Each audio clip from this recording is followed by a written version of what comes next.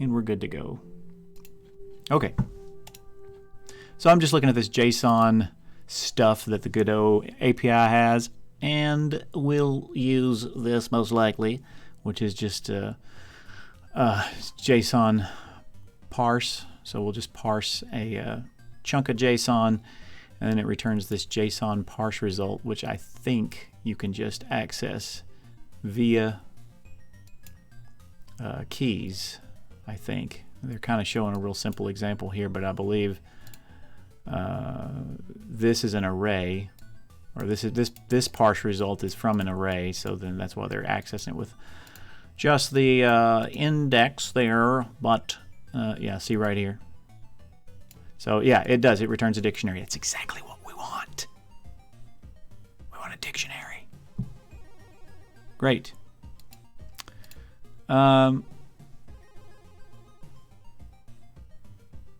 Let's see. Cadius is gonna go away for a little bit, and we may revisit him later.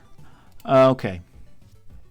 So right before this started, I started thinking about how I might want to do this as far as a file was concerned, and I thought about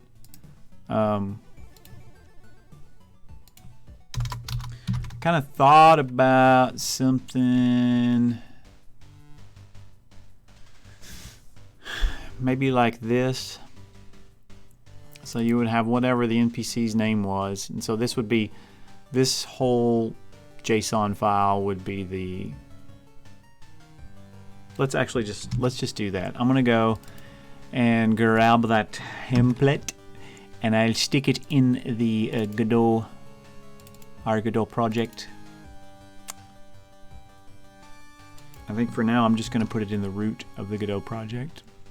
We'll drag that back in, and I'll go into the project, and it's in here. Trust me.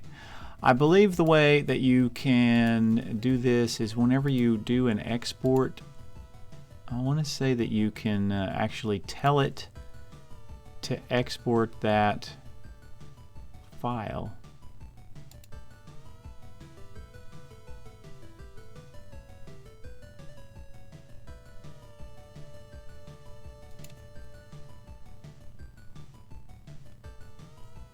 But I guess we really don't need to mess with that right now because we're running in the editor. So let me rename this. I'm going to call it, fancily enough, we'll call it Dialog. There it is, Dialog. So everybody has to start with an old man. So we'll start with old man.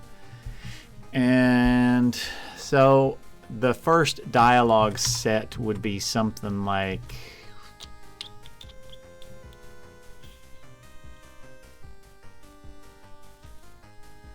perhaps we would have a key that would be called say, and then it would just be a string. Welcome, my young traveler. You look parched. Would you like a drink? And then we could have choices.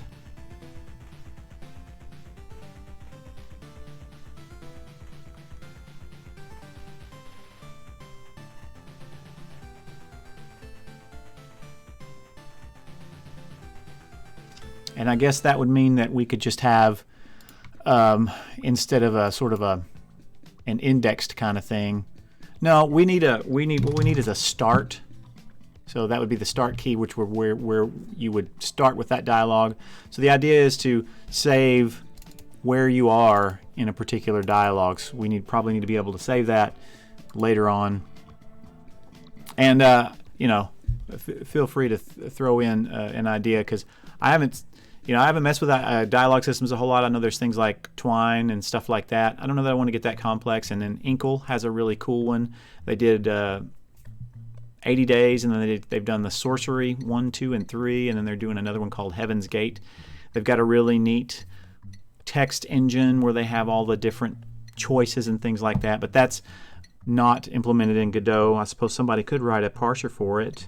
It's really neat. I've messed with it a lot. A while back. It's probably been a year ago. But I want something more simple, because this game is not going to be really complex. So you have the name of the character. So we're thinking about this here. You got the name of the character for your dialogue, so that's a key in the dictionary. Then you have there has to be a start key, which is where you start if you've never talked to him before. And then for each dialogue you have a key, and it's a say key. Just tells the NPC what to say. And then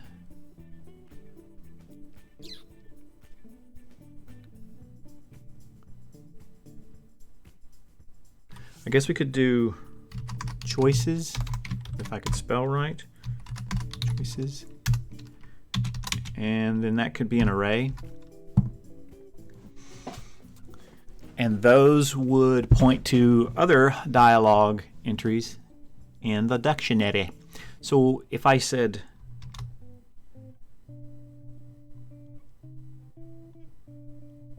so we would need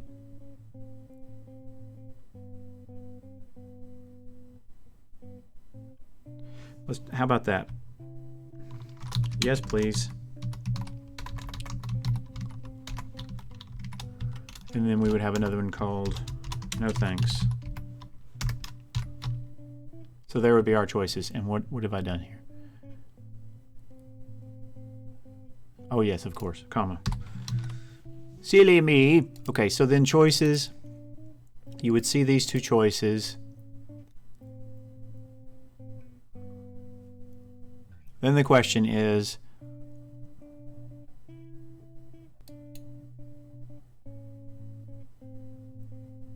do those point to other dialogue points outside of this one?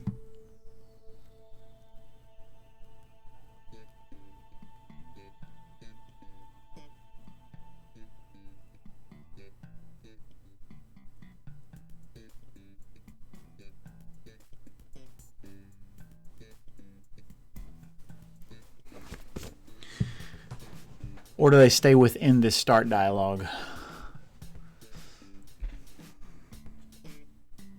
It's kind of on-the-fly design. It's like jazz. It's improvisation. So if we did something like this, I would just copy that. That'd be the key.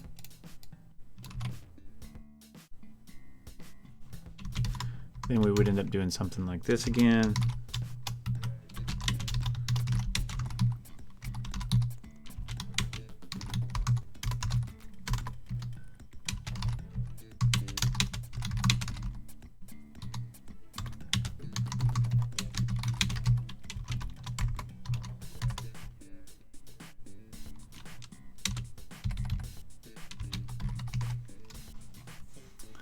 And then that would be it.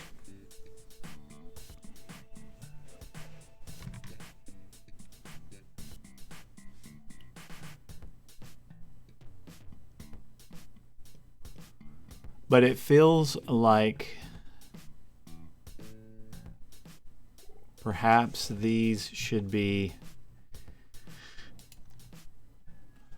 maybe they should be inside of a particular dialogue branch, maybe.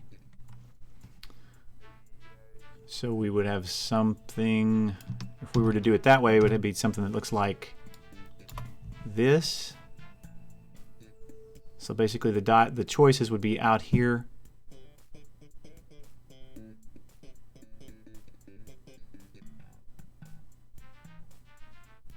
Heck, I mean, we could even compact it even more, make these JSON objects themselves.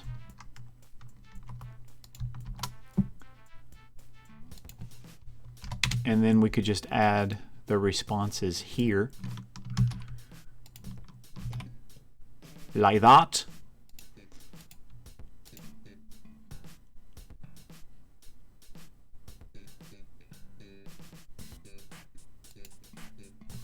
Or actually, we would make those arrays themselves. That way we would just have the first element would be the response, and then your response, and then the second element would be his or her response to what you said.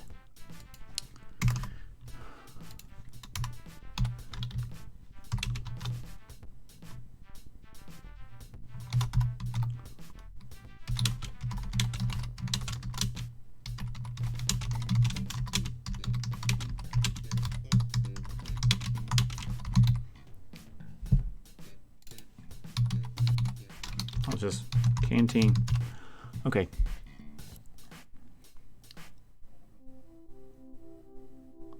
And then we could have from that,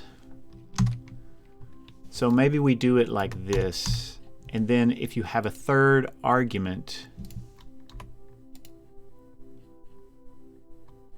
the third argument would be where to go.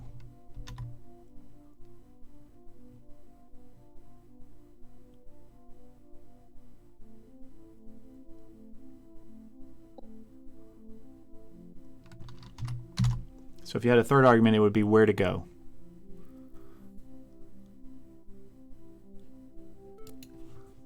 Where to go, which would be another dialog.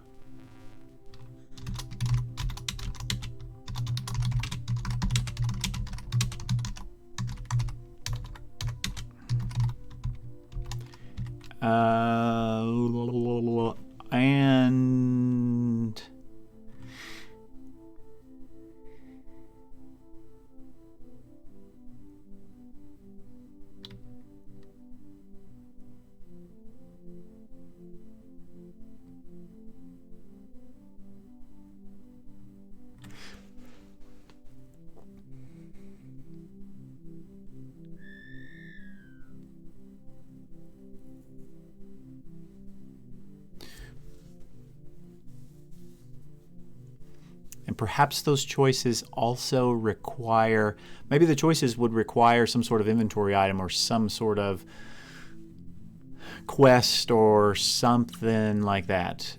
So we would need to have something that would indicate that. I still like the array.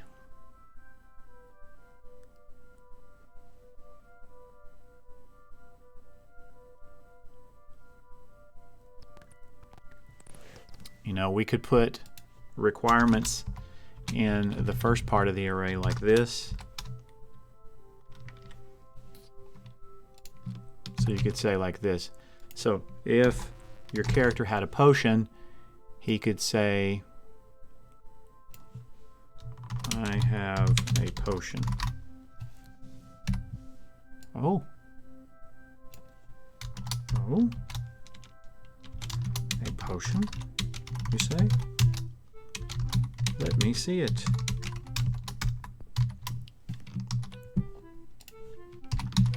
So let's look at let's see what would be involved in getting that. Let's see if we can parse that. Let's see if we can get Godot to parse that. Matter of fact, let's take this little guy right here and let's go into the creature script, the NPC script, and let's say not this anymore, but let's say export. It's going to be a string, and we'll call it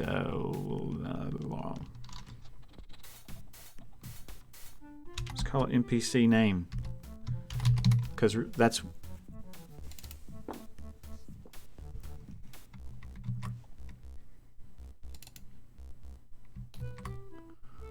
actually, let's just call it dialog branch. Just like that. Yeah? So we've got a dialog branch. Oops, need a variable.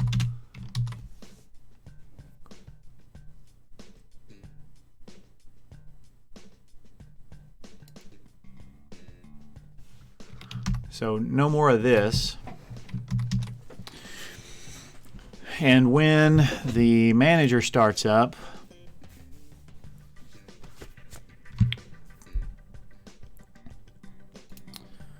we would have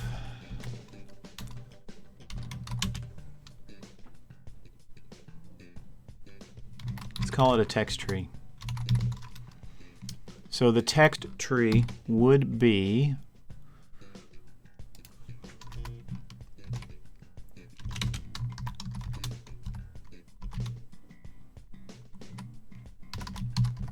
I believe I'm doing this right.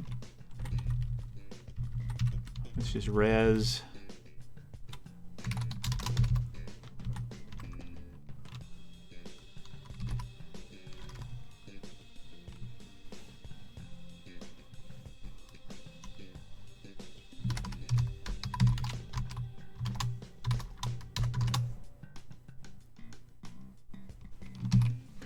I want to see what happens if we try to run this.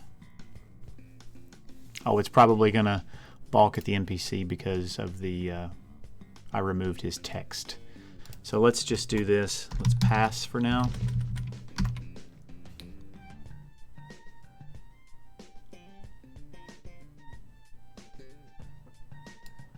It's kind of weird.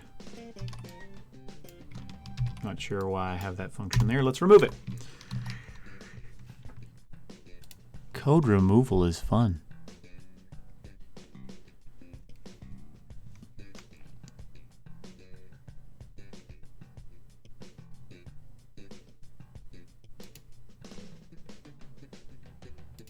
Okay, let's check and see how we dot parse JSON file. How do I? Yeah. Let's see if we get some file open. No, but I want this.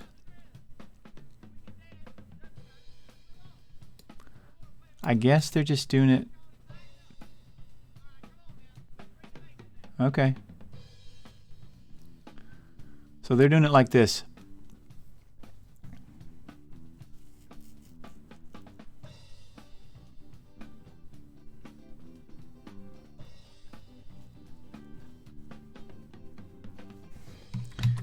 And are they saying that, so if we set our text tree, does the dictionary have a parse JSON?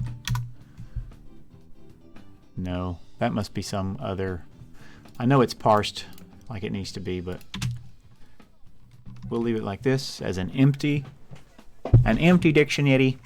But we'll go on and do the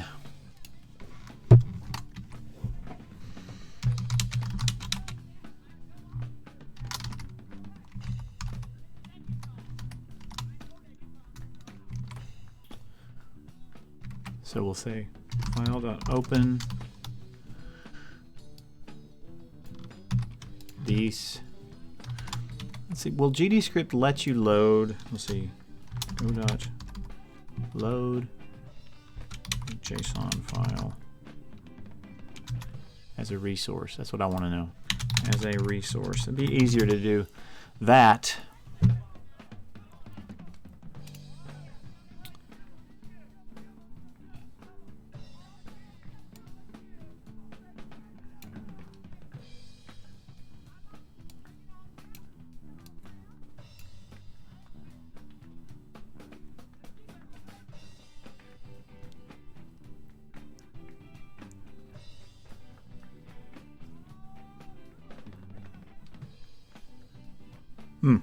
That may be something to look at later. We'll just do it this way for now. Open and then text. So we want, kind of seems like a lot of stuff to do here. Or text equals file dot get as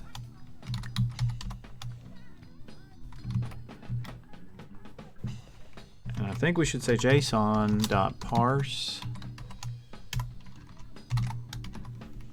And then we could say text tree.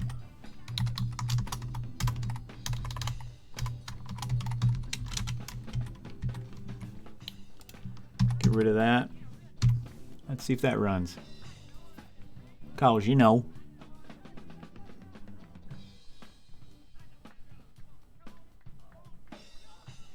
Oh, okay. I guess I missed that. Read, of course. But of course.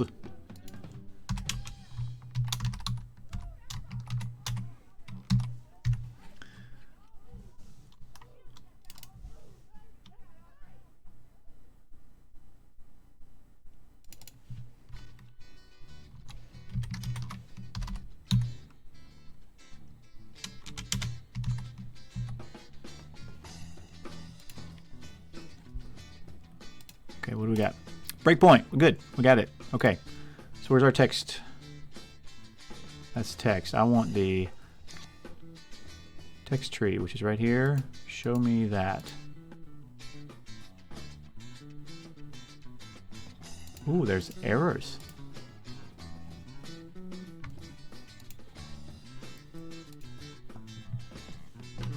Okay, let's go and check and see how we deal with the errors.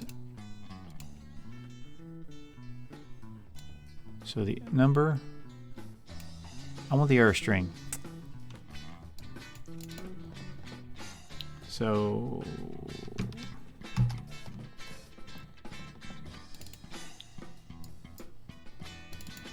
okay, so we have, oh man, result. Okay, I messed that up then, because we don't want the text tree to be, so this is the, let's call this, what did they call it? Yeah. Let's call it parsed. So then we can say if parsed dot error equals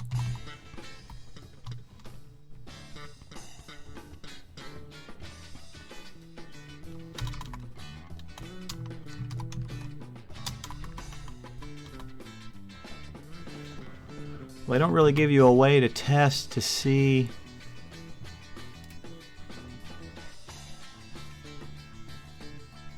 maybe they do.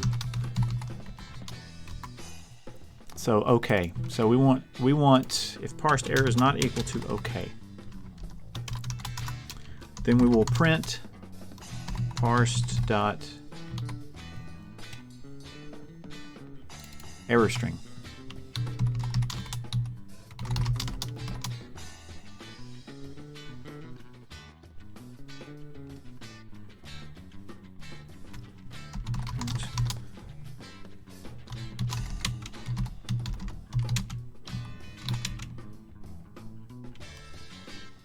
We'll just leave it at that. Then we'll say else text tree equals parsed dot result. That's what we have. So if we run that, then we should get the error string as to what, and it may not be very specific. We can check. Speaking of check, let's check on Cadius. Yep, he's still asleep. So we got output.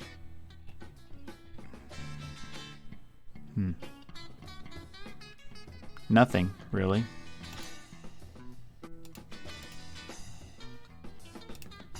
So do we have a text tree? We do have a text tree. So you're telling me that this object here is not... Yeah, there is no error. Okay, cool. Excellent! That's what we want. So now we have the text tree.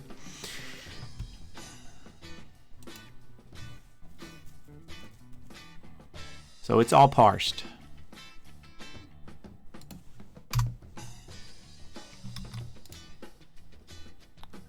Let's do this. Load up the JSON dialog. So let's just call it a database. That's pretty much what it is. Okay, so that was pretty easy to do. So now the next thing to do would be to come in here,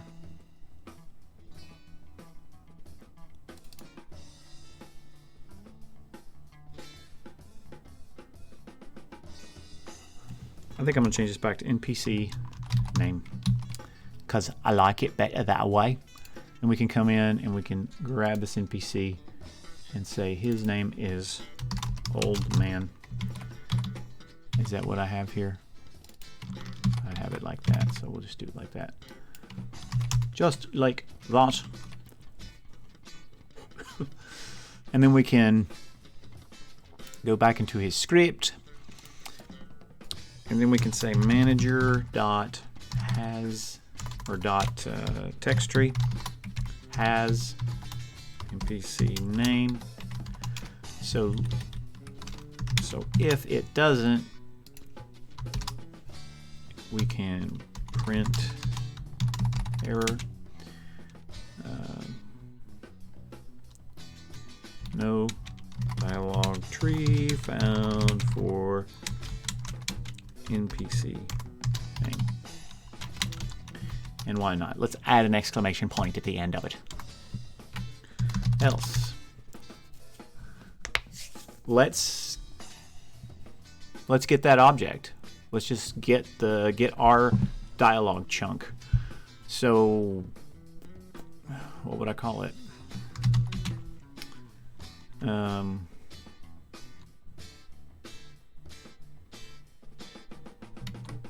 Look, I'll call it a branch. I don't know. Branch equals manager dot text tree.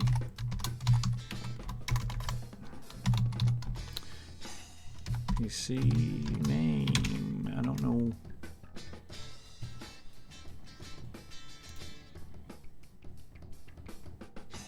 Oh, I know. Sorry. I was wondering why it wasn't giving me IntelliSense there. NPC name. Now we have our branch, which would be all of this.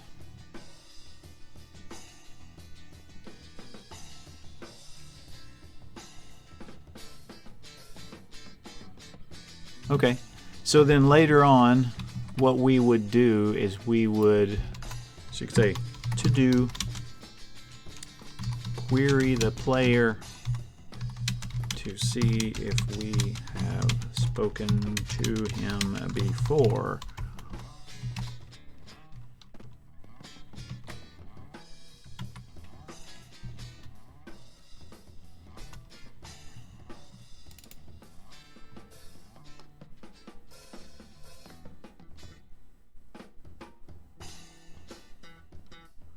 I don't like the word branch.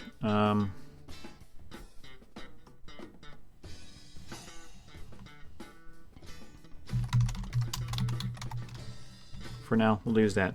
So I want to use the word branch to indicate what branch we're on. And we'll start with say the current branch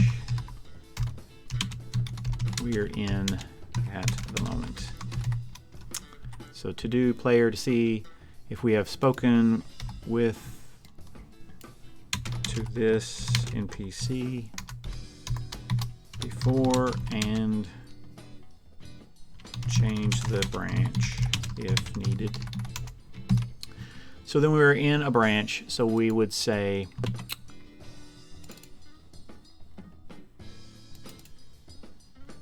that would be start for us. Sorry, start. That would be start. So we would say dialog text branch. So then we get that chunk.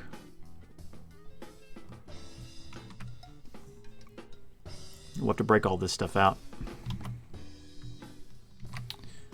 So this dialog track, so we're in this branch.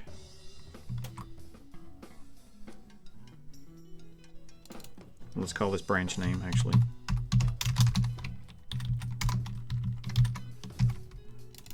Because I want to call this the branch. Makes more sense.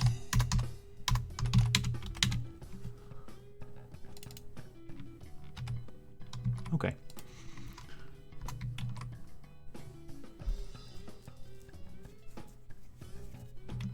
So let's see if we can't get him to say what's on that. That would be a minor victory, right? So it would be branch say. We'll run her and give her a try. As Cadius disappears into thin air. Well, he's still here. Oh yeah, I've still got that breakpoint. So remove that and continue. Compare, interact. Welcome, a young traveler. You look parched. Would you like a drink? Okay.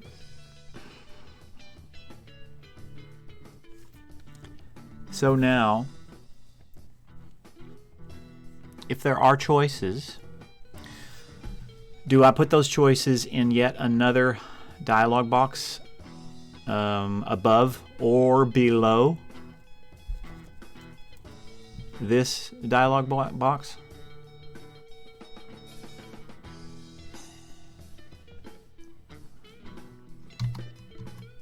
Let's go with that. Let's go with that. So we'll go back to UI. We'll go to the dialog scene.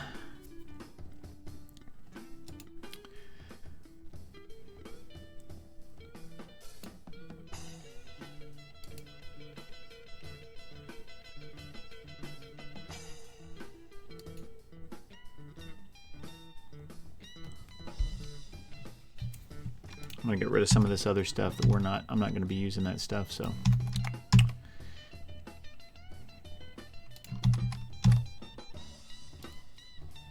I might use that, we'll see.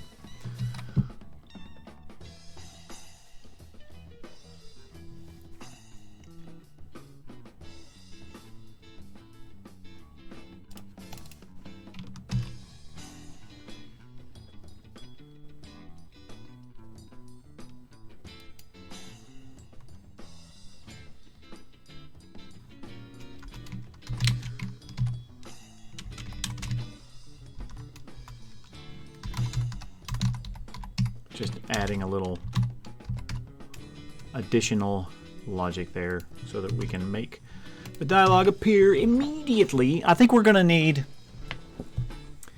instead of, I was going to derive from this,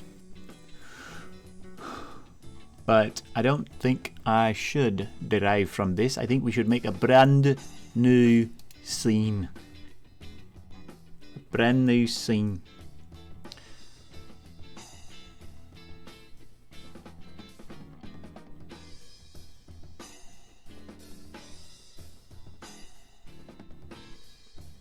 Yeah.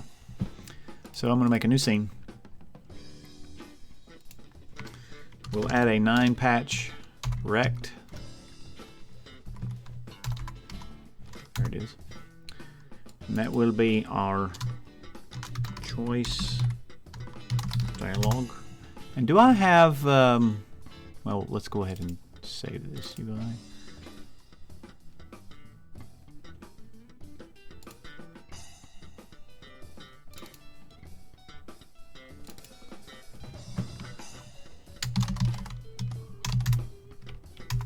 Not sure why I never renamed this to dialog.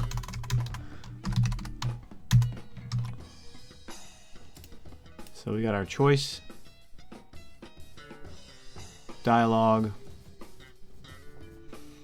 Our texture will be the same as we had before, which is the dialog, like so. And the patch margin, I think, is a 4. I believe. We can look at the other dialog and see.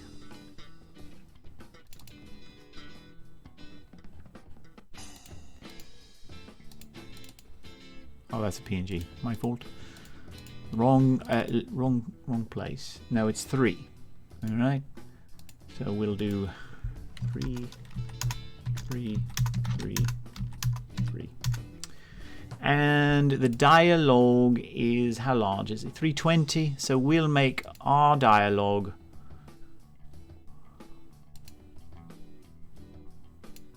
160. And let's additionally locate him in the center.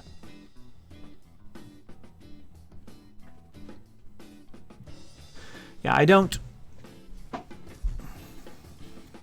see this being, a big issue. I don't think we're going to have a lot of choices, maybe just 2 choices. There's some really great GDC talks that the guys from Inkle did about how many choices you should offer a player whenever you're doing word games or text adventures, and I believe they said 2 to 3. Like, I think it was 3 at the most. Anything more than that and it kind of gets overwhelming. So I'm thinking we're probably looking at something like 2 choices probably at the most.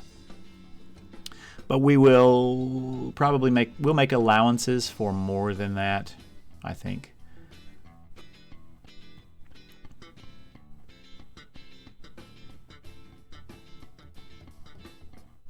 And I'm wondering if I should have a label and call it the title, maybe? I don't even know if that's necessary, really.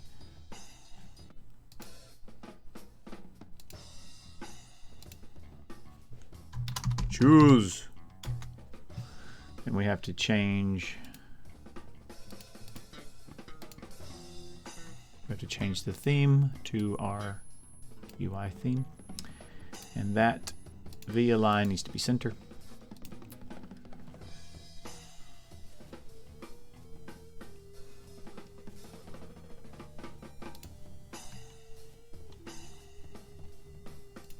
Not sure if I like that.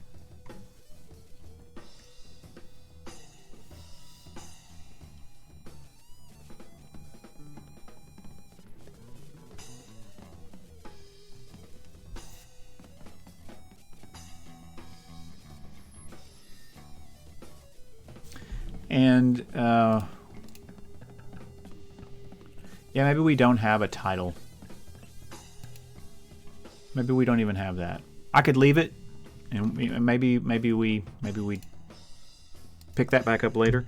I'm thinking perhaps a button might be a good idea for this. That way, you could click it with the mouse, or you could select it.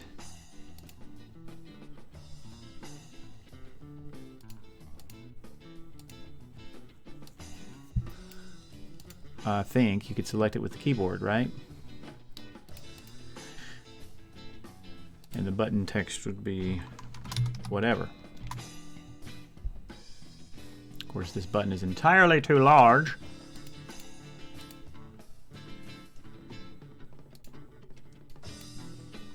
Would 10 do it? I think 10 would do it. 10 would do it just fine. And probably what we need here then is some kind of a vertical box, V-box container. We have him here, and let's just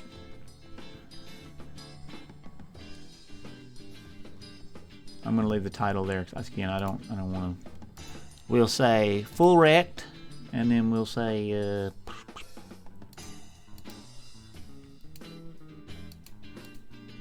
not custom constants. I want a margin of probably 2. Make it, 2 is good. 2, 2, and 2, just to stay inside the white. Put the button in here, and we'd say size flags. Vertical fill, we'd say maybe none, and expand maybe. Shrink center. What would shrink center do if we turned off expand? I still think we can just expand. Then I could add another button and add another button. And how is that?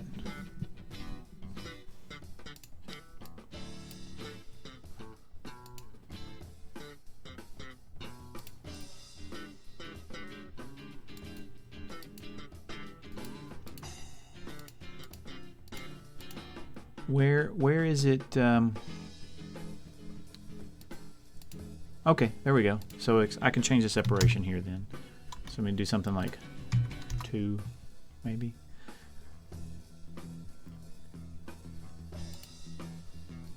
And maybe I do want.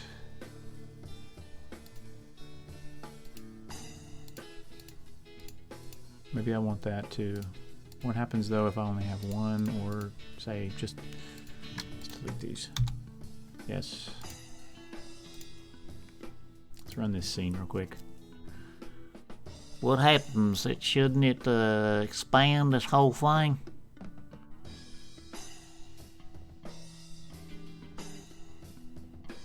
Oh yeah. I'm running the single scene there, but it's. We should just do this. If player equals null, return. That way I can run a single, just a single scene like this, which is what we want.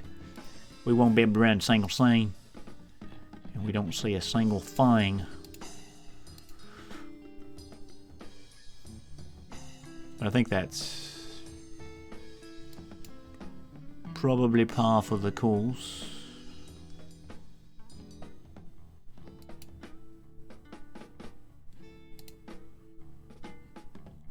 It is strange we don't see that. Control. No. Right. I want it to fit 3 of these, and perhaps the size is a little bit too. Oh, so he sets it himself, eh? Eh?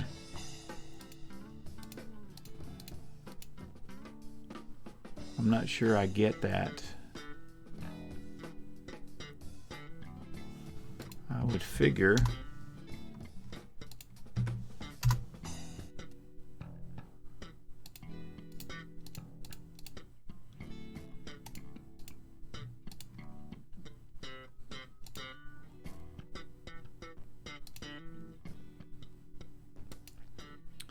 so let's make this little feller say 50. Oh, sorry, not this. This guy. Let's make him 50. If we want 3 choices at the most, this will give us that.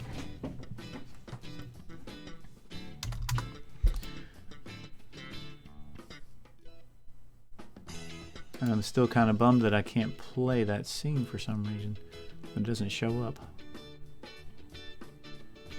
Oh, it showed up that time. Cool. So can I see? I can't navigate those with.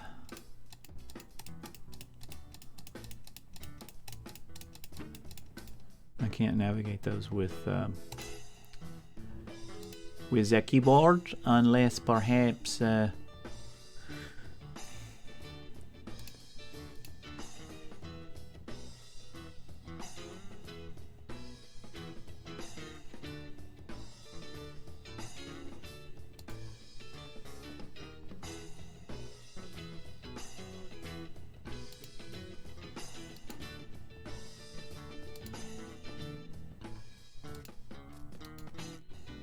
Not sure what a button group does. Well, maybe I do. It's probably you only press one of them or something like that, like a radio button.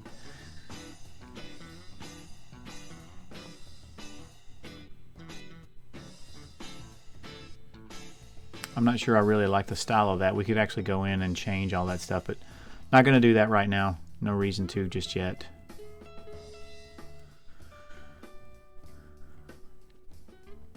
I'm trying to decide if I like this or if I had rather have something different, and that would be something that would look like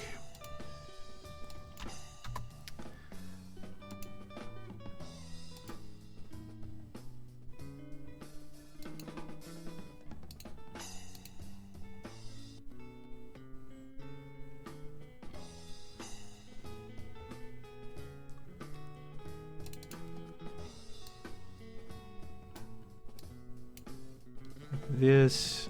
They see there's the shrink. I was wondering when that was going to come in, so we turn that off. I'm going to go ahead and turn it off there too. And then I'd want to add also another vertical box container. Put it before this one. And to that vertical box container, I would want to have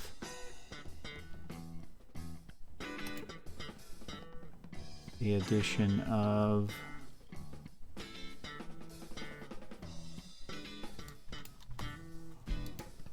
so many different ways to do this.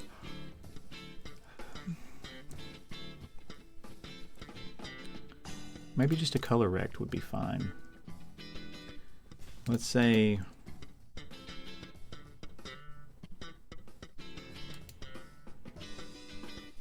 actually, let's change this type to a horizontal, an HBox container. Makes more sense to me. So then we would have this color rect.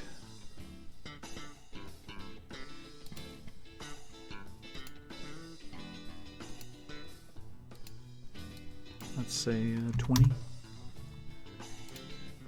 Is it going to let me keep that? So then why isn't this one moving where it needs to go? Tell me, come on now. Is it because I got expand here? Or fill?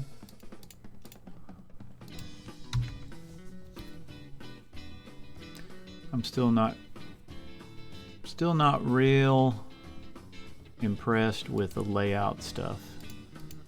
Doesn't really I don't think it works very well. At least not yet. See, because I want that to, that's not a margin container, that is a HBox. And maybe that's my maybe that's my issue, is horizontal. Maybe I should have them expand, or what? Shrink? I don't know. Fill, expand, shrink. What I want to see is, and maybe I just have to make this color rect an actual size. Let's say 10 by 10.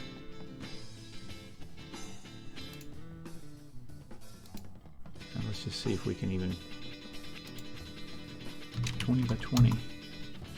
Why can't I see them?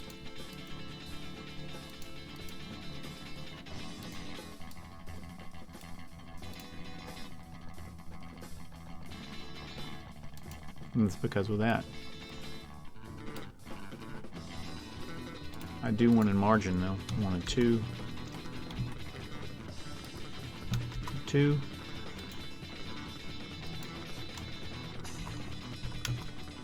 Something like that. Actually, I don't even need that much. Maybe like a 10. Let's do 14, and we'll do a 4 here.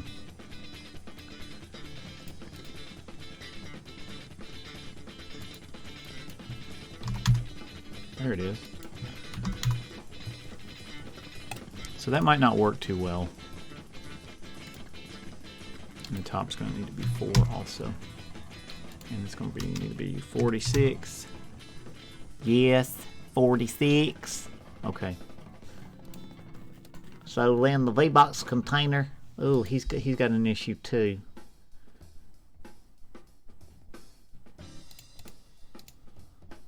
Because I want him to expand, but he ain't gonna be able to. See, I don't understand why isn't the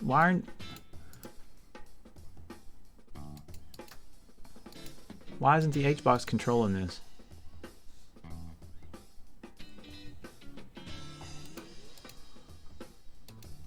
I'm not really sure, people. I'm gonna delete these buttons. I don't like the buttons. What I want is a bunch of labels. So we'll add one label, and you see, this is a choice. You have a choice. Custom style is going to be that UI theme. Or actually, I'm sorry, theme is going to be UI theme. And that is going to need to, he will expand horizontally. See, I don't get why he's not expanding.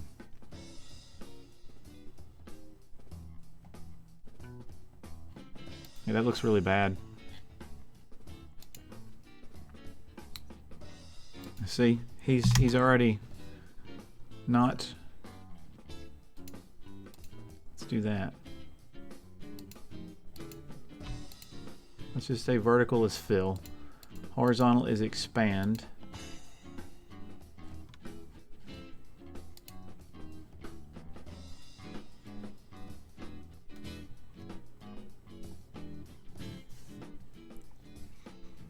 But see, once again, it messes up my top. I don't get that.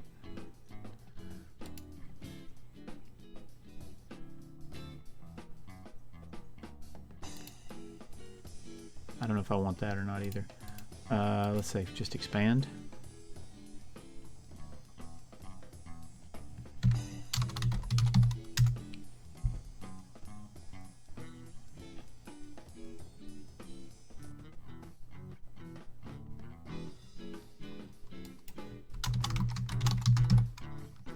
You know, I haven't actually gone in and looked at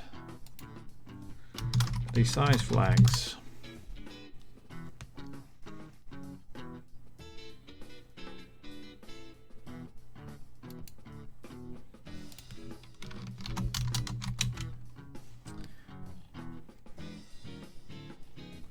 So let's see what we can find out.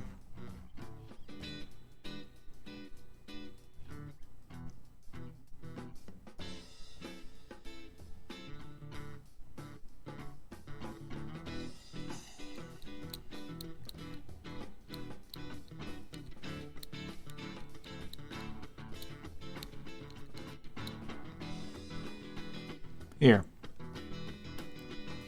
If you add the fill flag to the horizontal, the node's bounding box will take all the space it can, but it will respect its siblings and retain its size.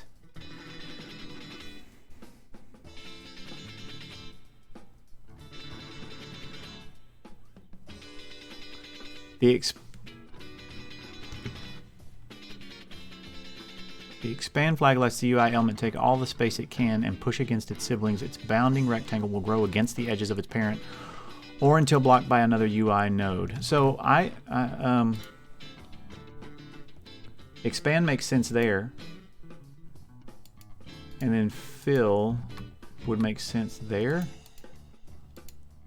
Don't you think? So expand and expand. No, just fill. Perhaps that's why I'm getting that. Let's see, turn that off. Still resets that. That is so annoying. Horizontal expand.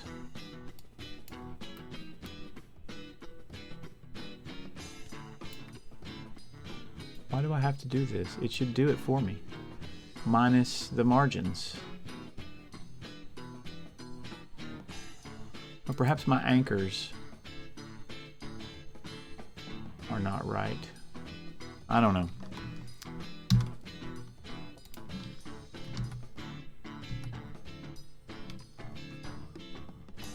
So we should say vertical shrink center, maybe? Because I want it to be in the center.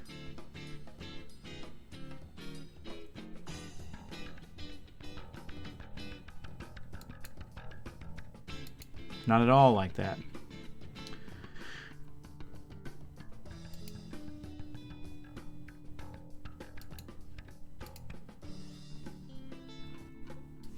Okay.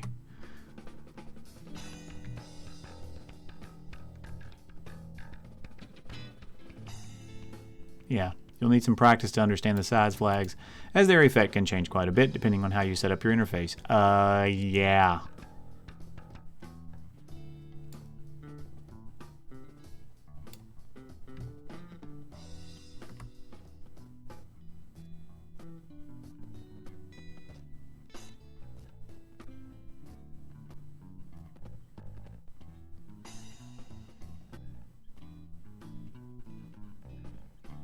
Margins update automatically. Yes.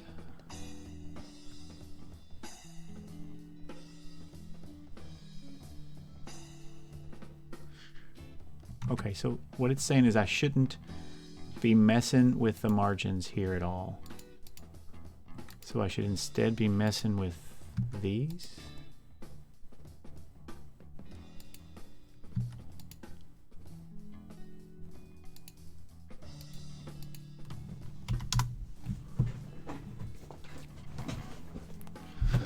Well, what I want this thing to do is just to have the full rect.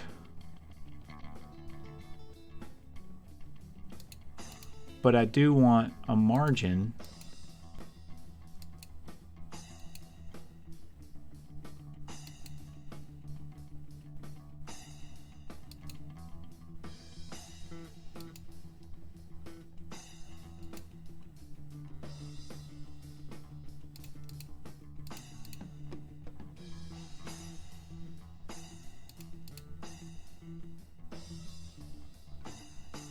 Huh.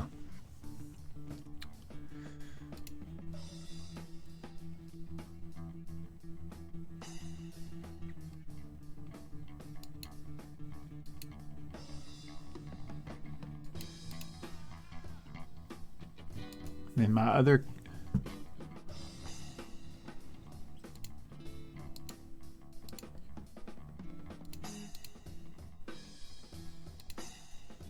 let's do min size. Let's say min size here is 10 by 10.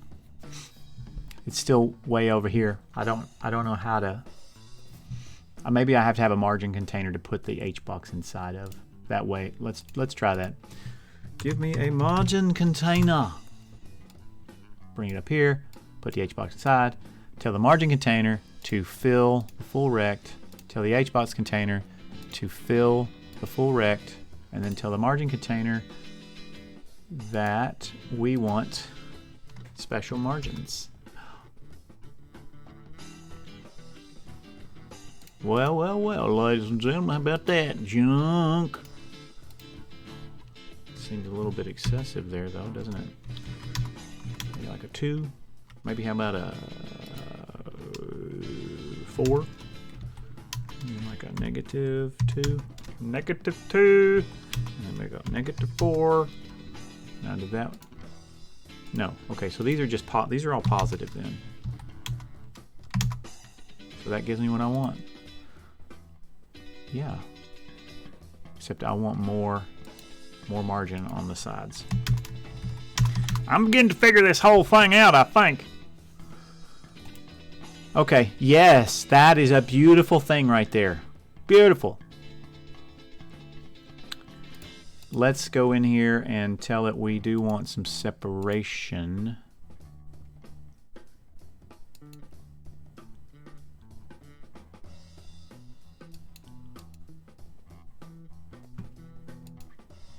Yes, that's what I want. I want to fill that. And you want to expand as far as you can.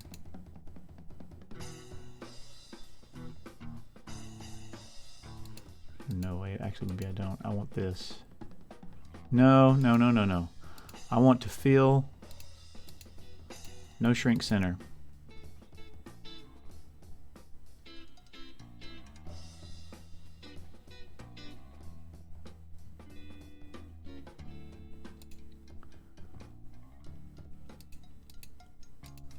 Let's say we have 3 choices available to us.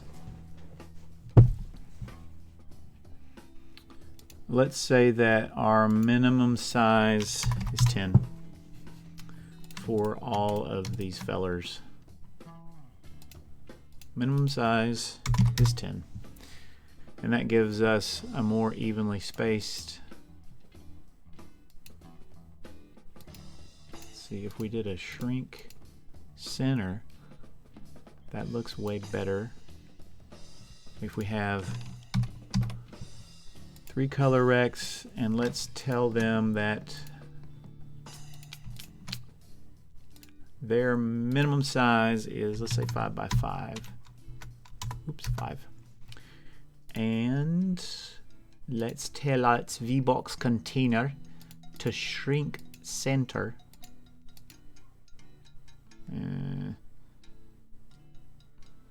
No. Fill.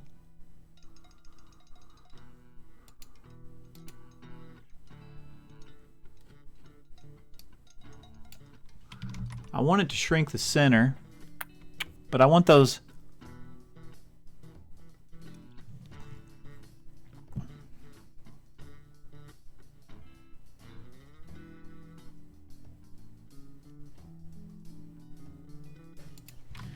We could make them a minimum size of 10 by 10, but that seems very large. That's very large.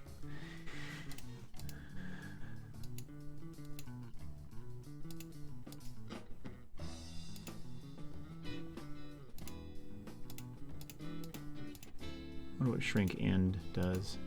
Okay, no, I don't want shrink end. And see, that doesn't exactly line up. Let's check this. So we've got HBox. Oh, This VBox is not supposed to be inside. Yeah, it is. Yeah, it is. This container. And this one's, what's the minimum size for this one? Let's say the minimum size on Y is the same as this one over here.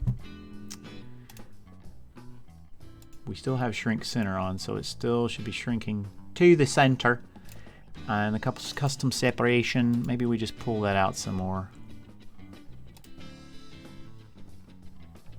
We could probably do the same thing here. We could reduce these to something like, see, they're just too big. 5, 5. And then we could, where is that? Here. Custom constant, separation. We want more separation than that.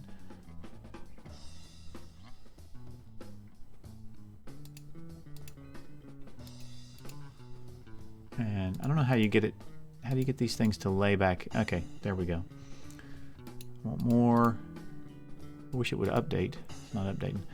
That might just work. So the idea would be to show one of these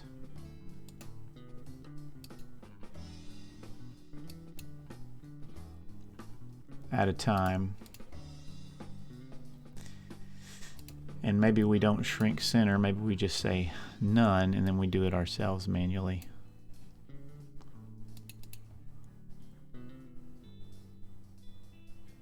So I could move it.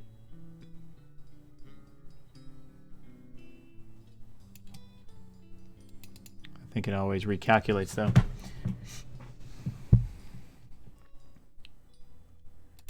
We could make the minimum size larger. Actually, no, that should work, right? Then we can say shrink center. Then if I turn one off, oh ho ho.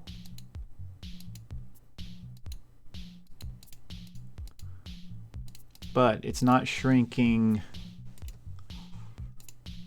Darn it.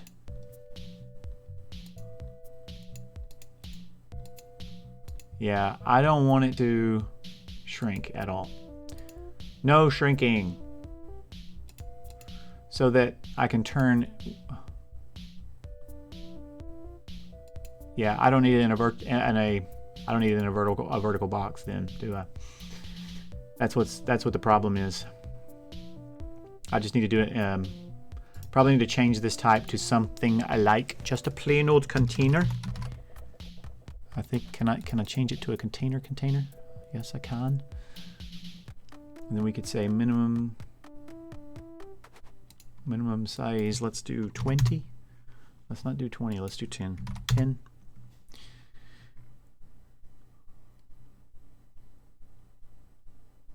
Seems like a lot. Let's do 5, because that makes sense, doesn't it?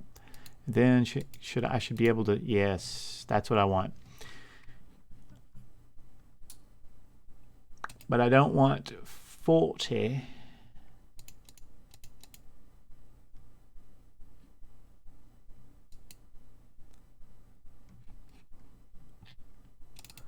I think I want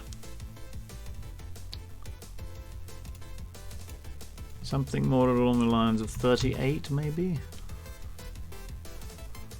Perhaps I just need to move this down some. Yeah, see, that's not quite. It's all fiddly. This is the fiddly bit. You see, it moved right back up. But you see, I can now change that. What are our size flags? Horizontal is fill. Let's just do that. Let's fill it.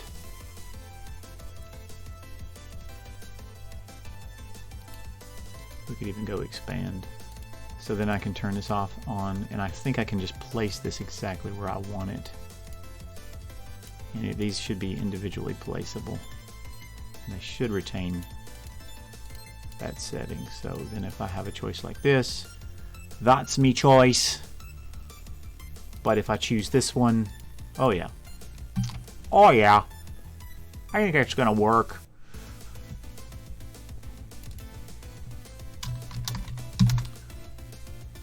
Let's call this .1, .2, .3.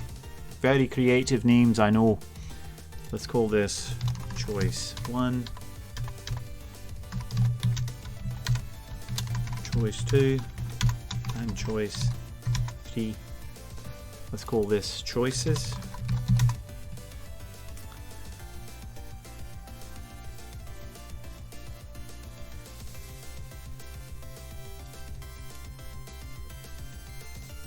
We'll still keep this for now.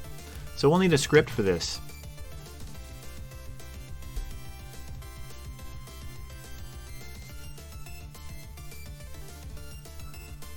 We'll need a script.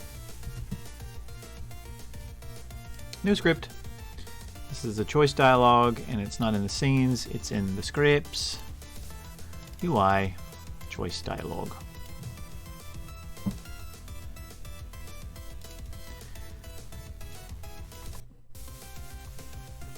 So we're going to want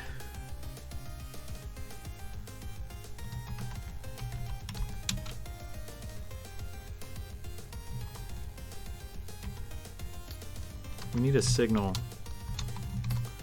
We'll call it choice made, and when we're done we'll say emit signal choice made, and then we'll put the choice, and that will be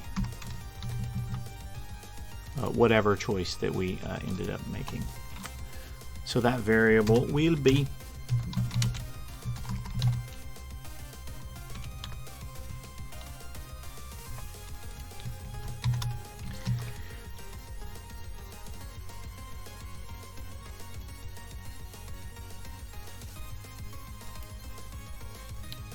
so I want to do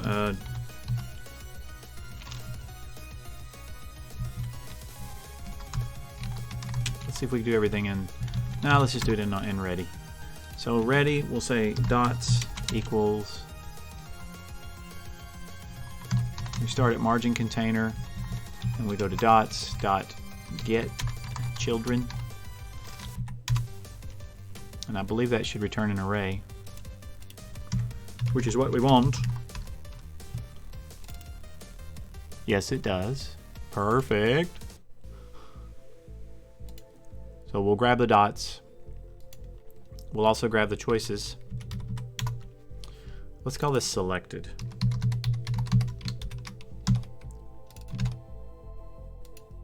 Or result or something like that. Because I want to call this choices.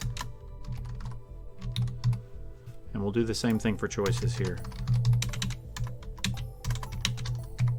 Margin container slash hbox choices don't get children, and I'm assuming, maybe I should check that it gives me the children in order.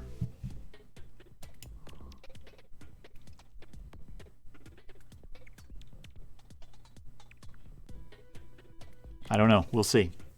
I hope so. If it doesn't, we can deal with it later. And in addition, we want also one called var current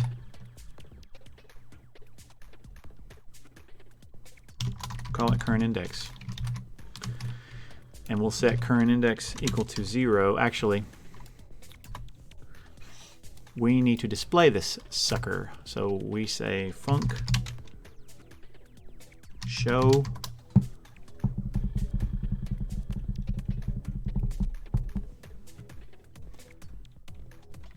let's go and look at our dialog again. So here are our choices, which is basically an array of arrays. So we should pass in this choices array. So show choices, just like that. And that's where we'll always reset the current index equal to 0.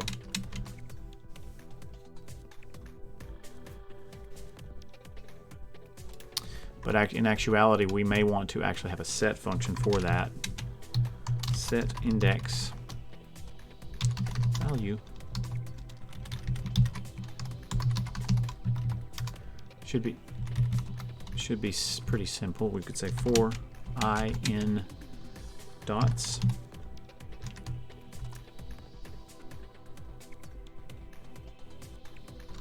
We could say if, well, we'll go ahead and set current index equals value.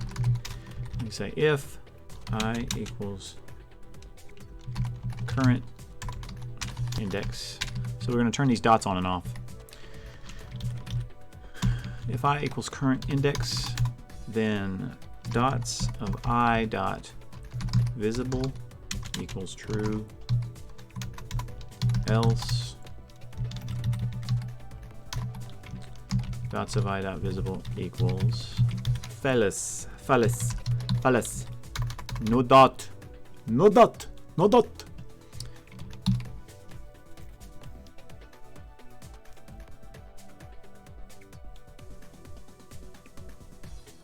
And let's do an underscore just to sort of indicate this is a private message.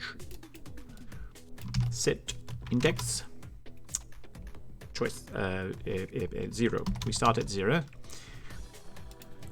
And in addition, I think I will go ahead and make a function out of set choices.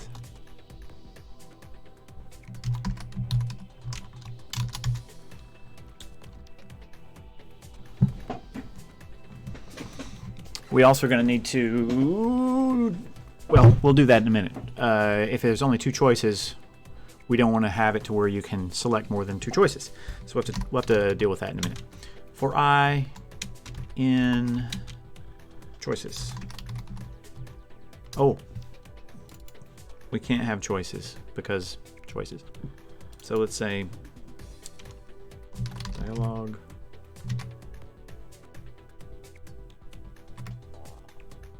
Let's just call it choice array.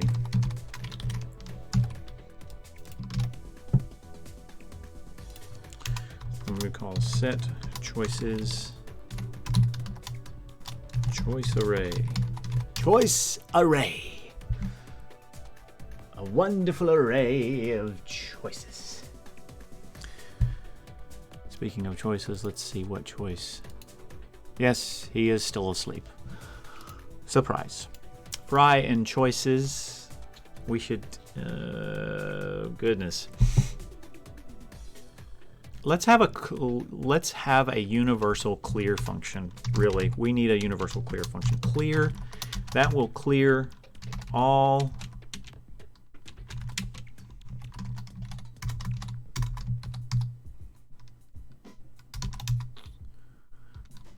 so we say choices of I dot visible equals false. And we should be able to say dots of I dot visible equals false.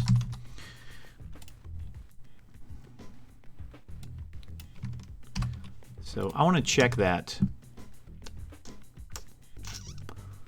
So let's come up here. Don't need that. Let's call clear here in this start method, and then we can hit F6 and see if our choice dialog is empty. Shouldn't have anything showing on it.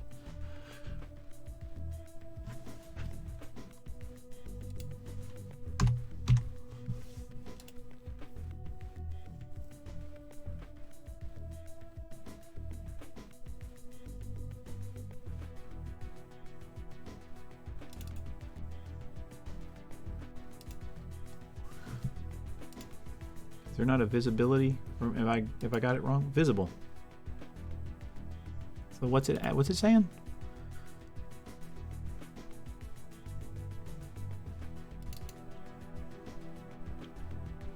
Oh, I'm sorry.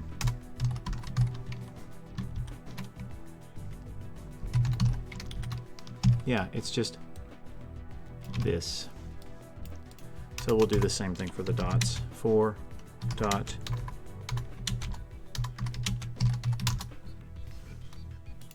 yeah, it's like for each, I think. I think that's the issue. And I don't want to run the whole thing. I just want to run this scene. It should be an empty box, and it is. Good. So we clear everything out with that.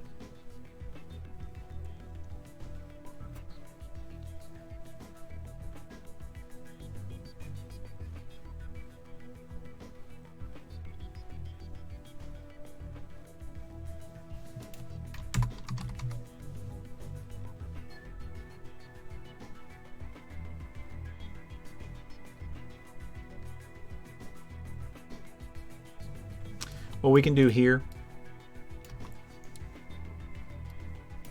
is we can do this.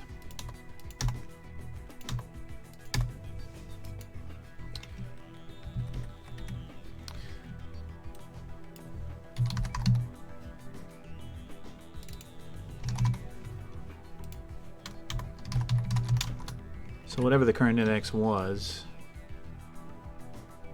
it will be false.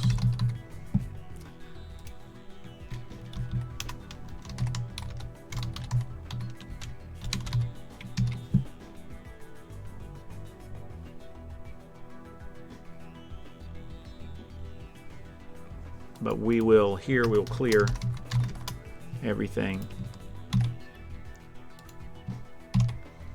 And we'll go ahead and set our current index here to 0.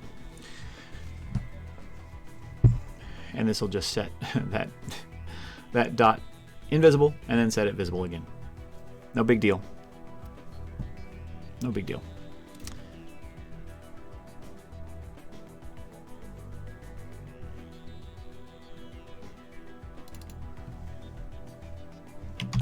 Instead of set index, let's say select choice replace.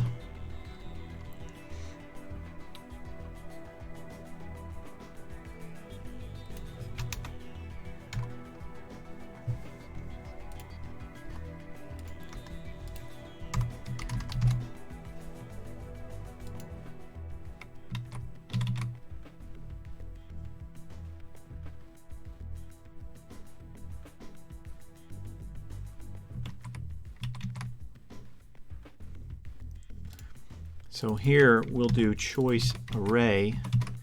That will give us each of these arrays.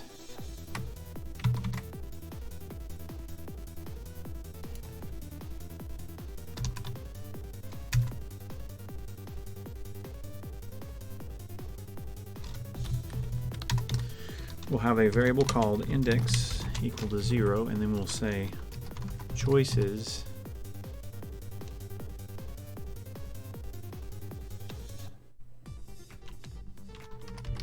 index dot text equals choice of 1. Because remember, we have that requirement,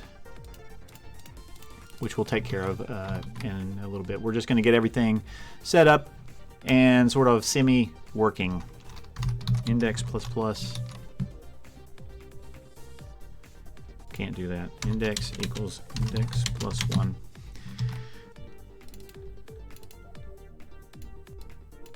Let's call this text.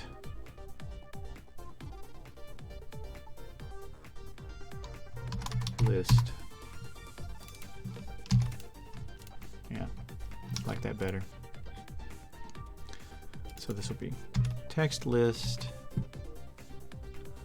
And we'll call the choices, instead of choices, we'll call it labels, because that's what they are.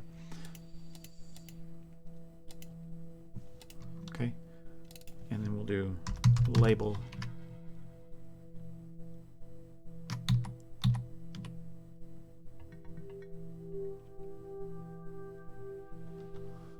oh, that's fine, I think. See if I have any errors.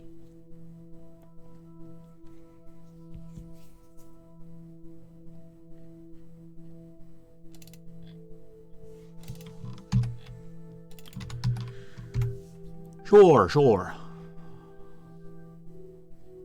Go away.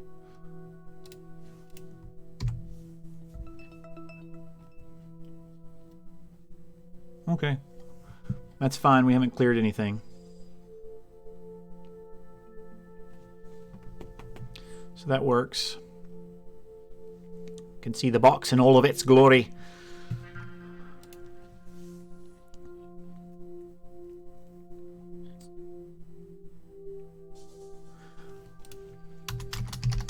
Let's try a clear and a set.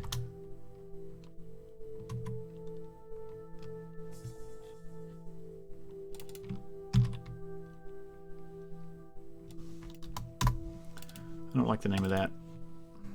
Let's say select, because we're really selecting a choice. So set,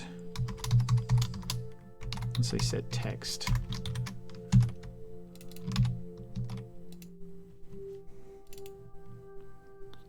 And I don't like that name either. I know, we're getting all picky and everything.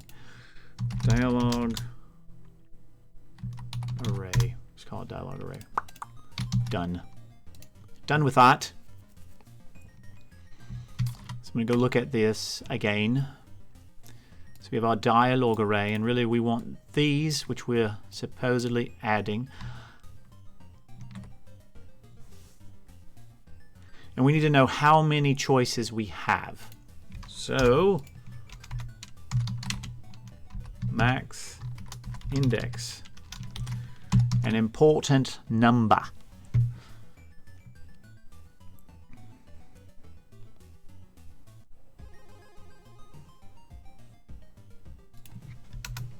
So max index will equal dialog array dot size. So this is our array, and that's probably why I called it choices array. I should just go back to choices array.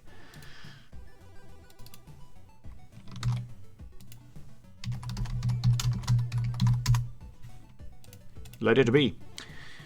So max index is the size of the choices array. Max index is kind of, let's not say that. Let's say number of choices. Like so. Now we have the number of choices correct. Then we can do process. And something we must do firstly is make sure that pause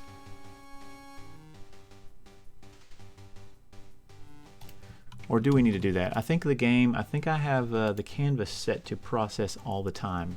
So we could actually just leave it. I think I'll just leave it for now. Okay. So now whenever I see if input.action just pressed UI up,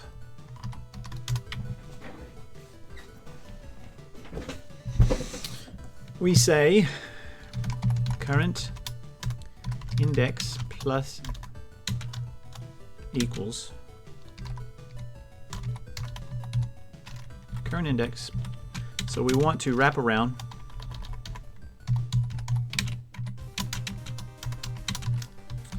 so we'll just take the modulo of that and the number of choices, and that will wrap her around for us when we're going up.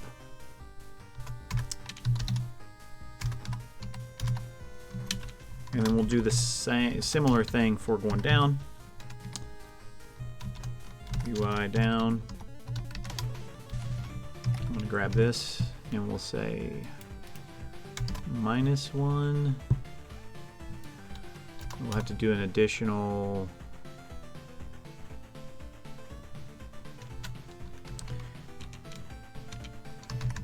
if current index is less than 0, current index equals num choices -1.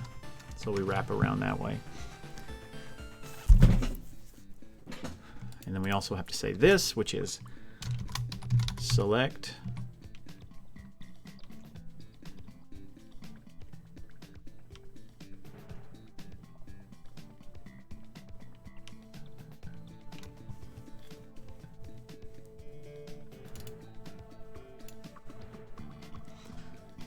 Maybe we should do this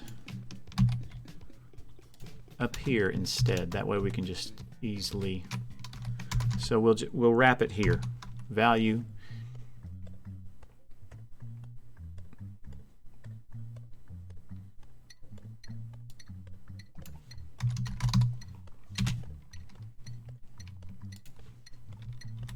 Say if value is less than 0,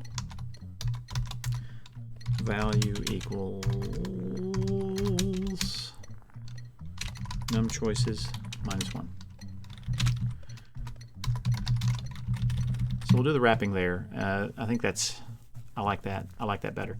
So then all we have to do is say for here, select current index plus 1. And then we can just say select current index minus 1.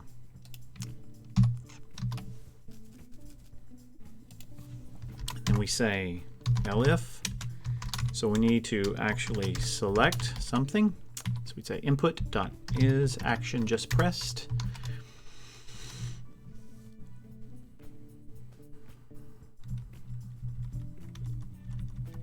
I'm going to use the interact key right now. And we will say, it's okay, I deleted it, but okay, that's all right.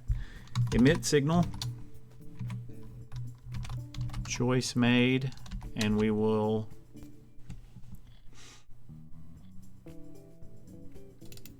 not even using that. We will simply say choice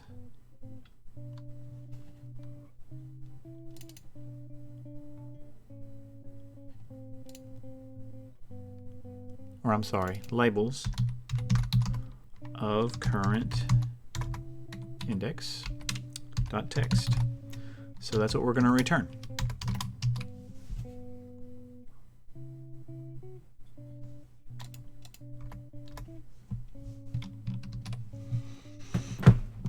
I have no idea if this will work. Matter of fact, let's just run it real quick.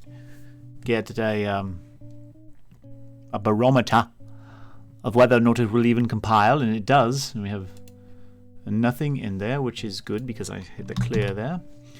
Okay, so let's do this.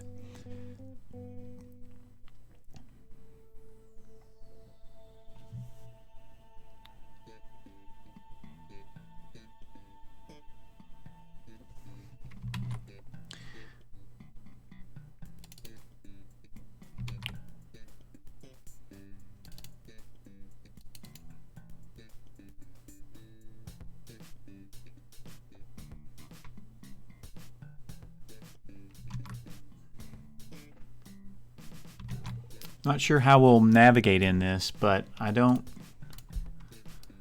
we're going to send the UI dialog the whole branch.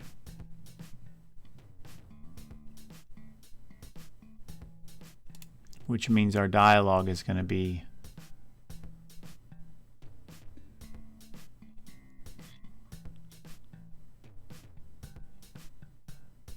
different.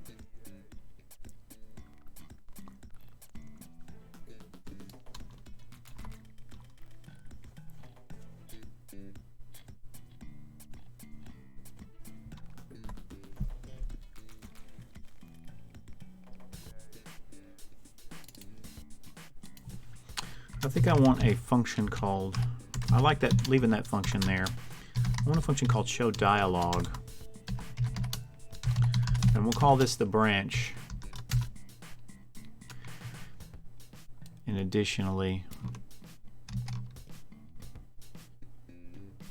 we'll add this as well.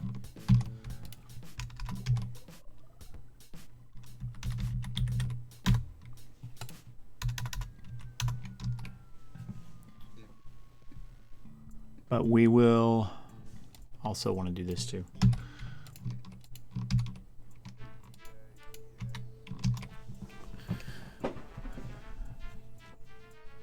I didn't notice that Cadius was laying differently there.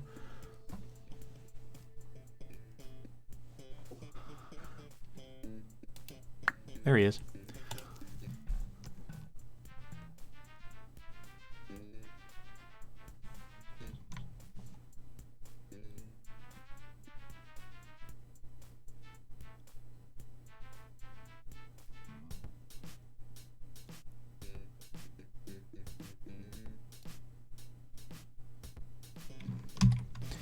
I think I want all of this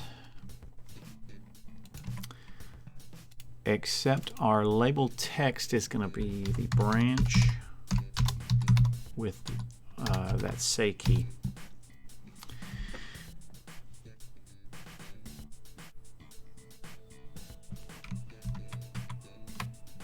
It's a big leap here. Okay, so and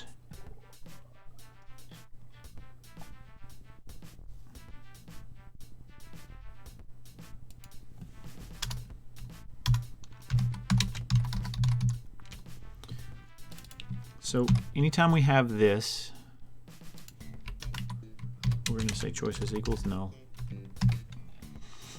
And we will say here also the same thing. We may end up combining those functions. And then we will say if branch has choices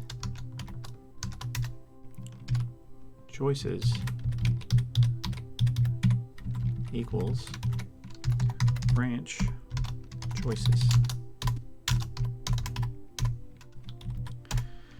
Right.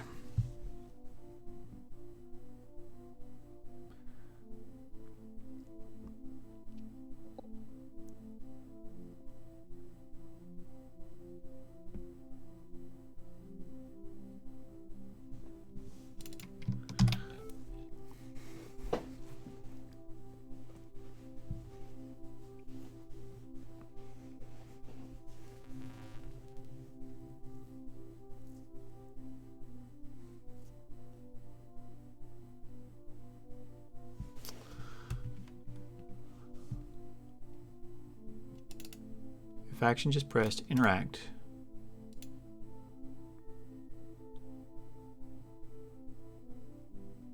Else, if choices is not equal to null, then we are going to want to display the choices dialog. But before we do that, let's come in here and actually stick one into our scene.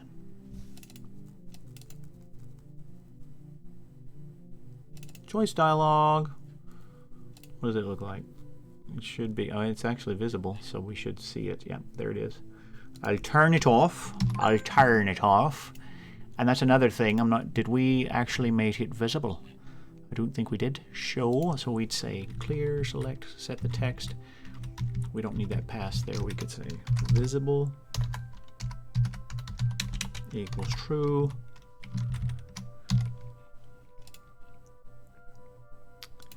And here we could say visible equals false after we emit the signal. Lovely, very lovely. So if choice is not equal to null, we also want to go into the manager and grab that too. And we'll just say UI choices. And we could go choices dialog.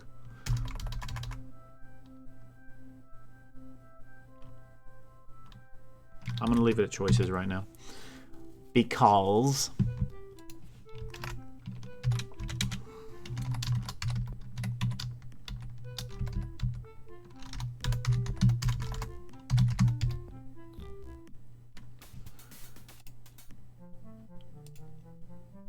so it's just choice dialog.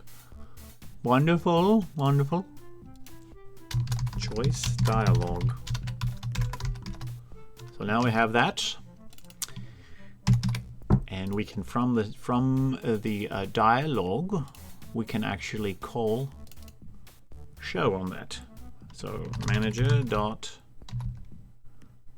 choices dot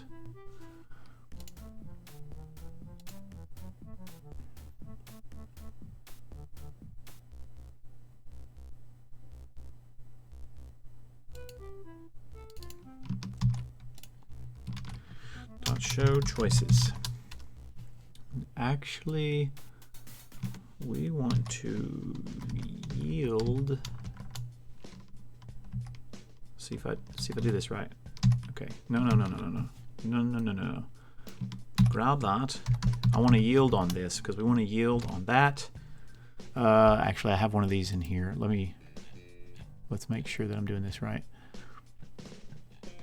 There is a wait play, yield, animation, and then animation finished. I'm not sure I can do that in here because I want to yield on a signal.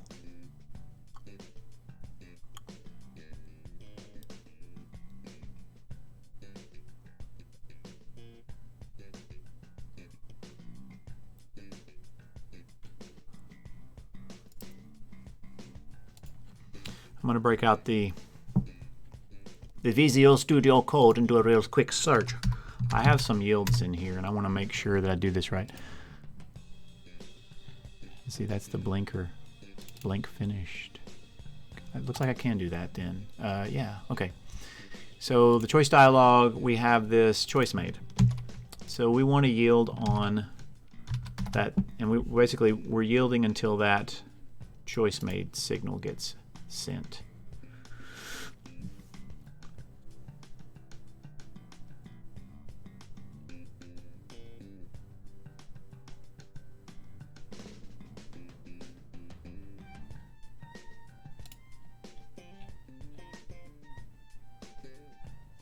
And since we have this action just gets pressed here, let's also yield the idle.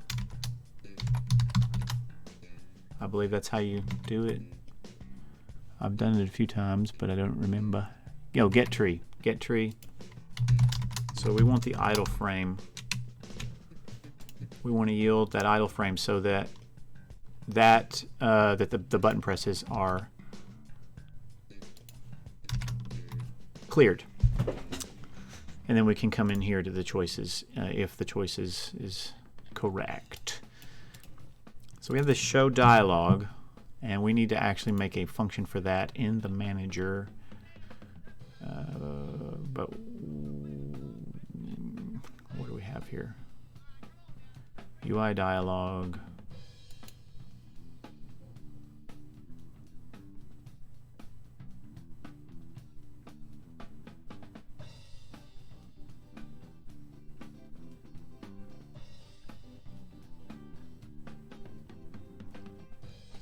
How do you find out if a type, I could probably just use that function and call it depending on what it is that we're sending it.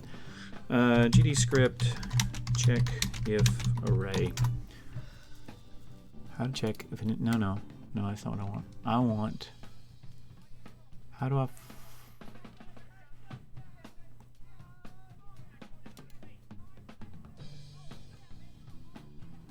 type of? Then it would be type array, I guess. Let's see if that works. So I would say if type of text equals type string, do this. Else UI dialog dot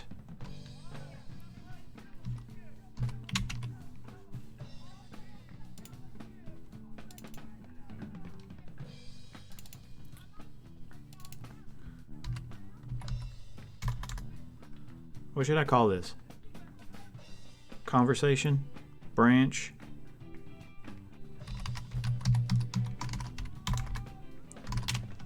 let's call it conversation.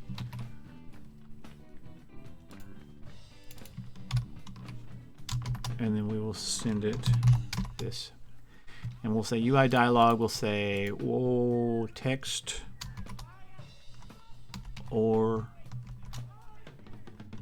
dialog branch. That looks really sloppy, doesn't it?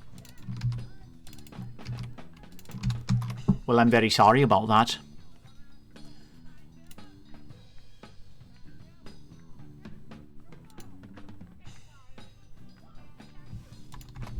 Somehow that got indented. It's kind of irritating. So, let's see. Does that even work? Well, let's clean up the bugs and see what we've got, eh? Okay. Oh no. Ah, yes. We need to say if not visible, return. We could actually pause this and have the process not even work until we get a show, but for now we'll just leave it like this. Okay.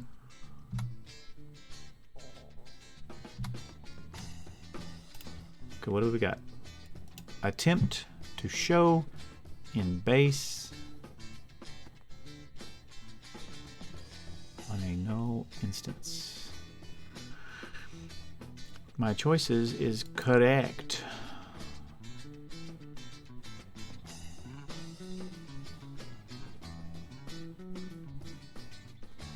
You telling me UI choices isn't right?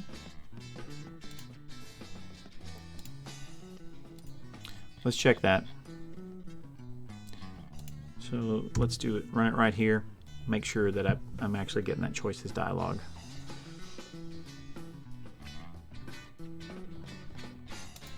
Okay, I'm not, and because I missed the canvas portion of that path.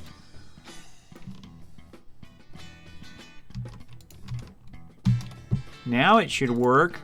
Cross your fingers. Talk to me, buddy. First argument of yield, not of type object.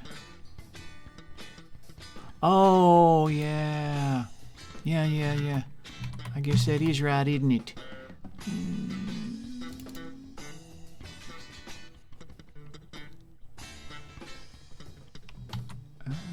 So I can call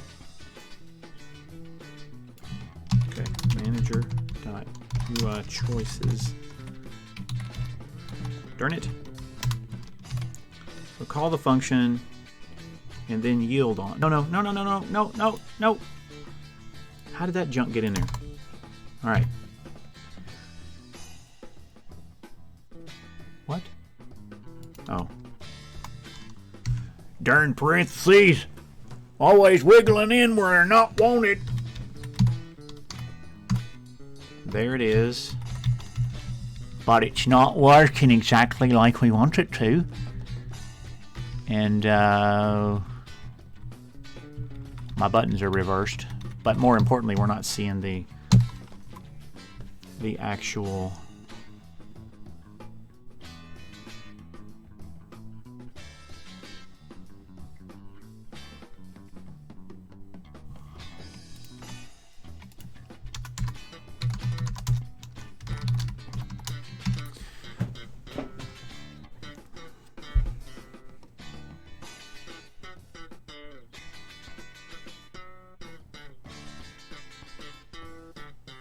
We'll have to change some of this, but let's go back to the choice dialog and see why we're not getting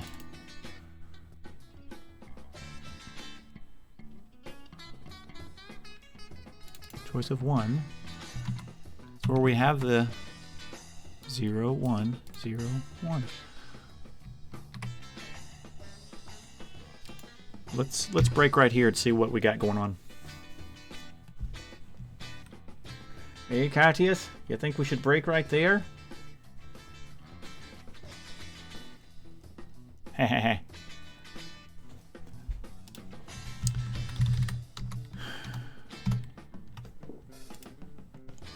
Okay, what do we have here for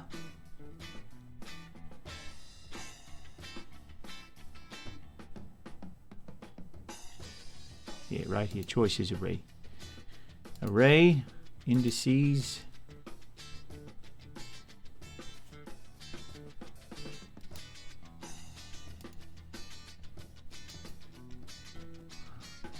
Okay, okay, I've got something not right then, because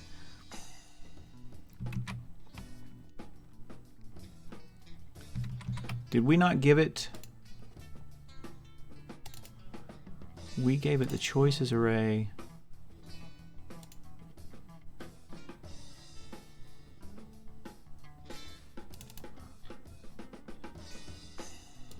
Choices is the branch of choices. Branch should be start.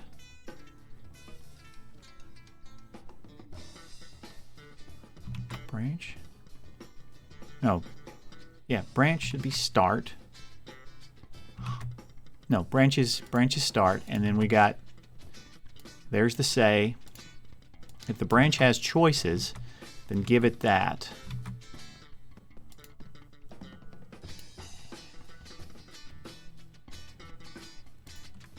You'll have to excuse me while I debug. All right, because that looks odd to me. Let's continue to the next debug area here. So we've got choices as an array of 3 things.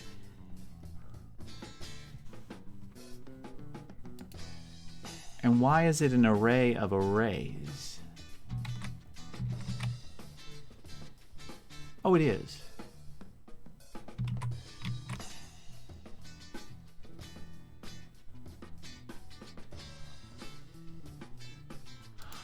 Yes, yes, yes, yes, yes. But we're iterating over that here. Yeah. So we're coming in here, grabbing this one. It's got 4 in this array. This one has 3, this one has 3, etc. Why isn't that working? Run it again, Mildred!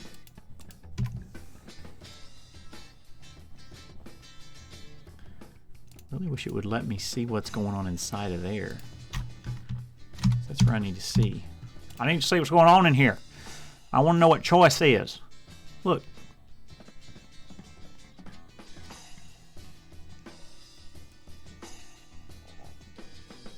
That's perfect. So choice of 1 should be yes, please.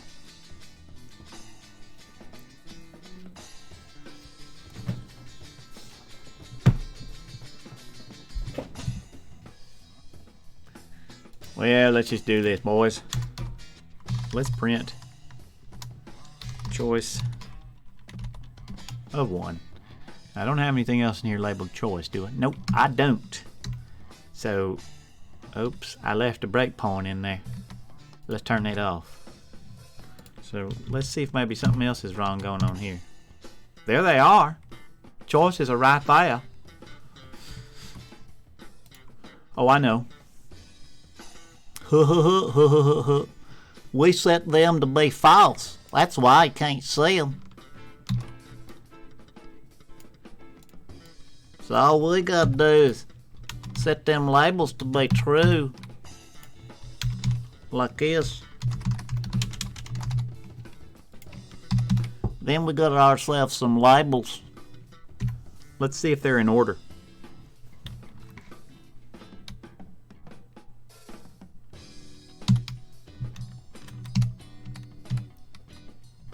Yes, please. No, thanks. And I have a potion. What's disturbing to me? Oh, I know why. I was going to say, the buttons are kind of messed up. So, what I need to do is...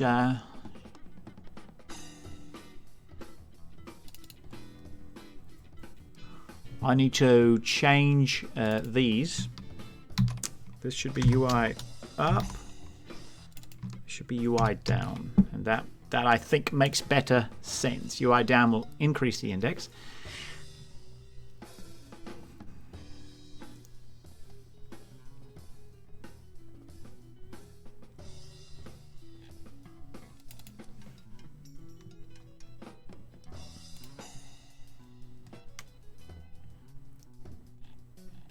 Lots of things going on here. What I want to do is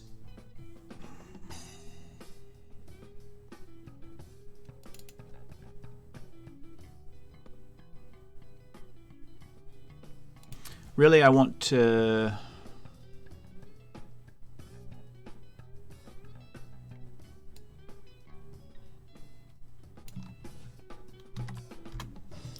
Our dialogue is going to have to become more complex.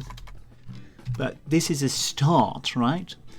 We want to...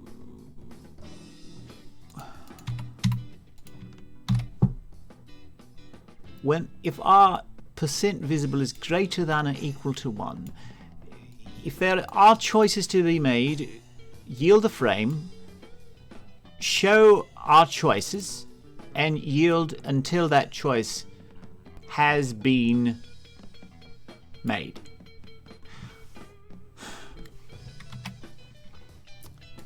Once that choice has been made,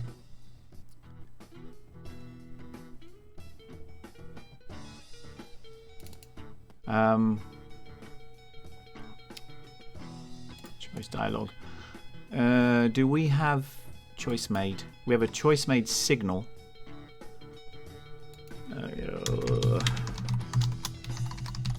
Maybe we should have a last choice.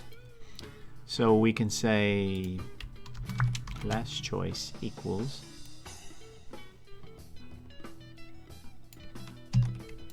this text. You see what I'm doing? That way we can check for that. Yeah.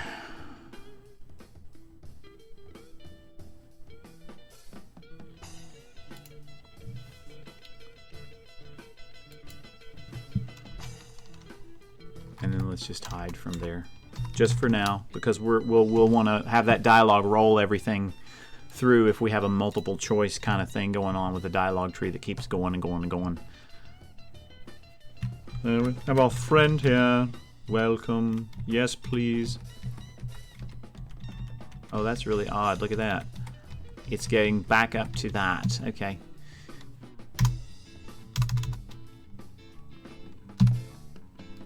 And it's still showing that, which is weird. So all I did in the choice dialog was go UI down, UI up, and I know why. I think... No. I'm not sure why he's... Why is he doing that?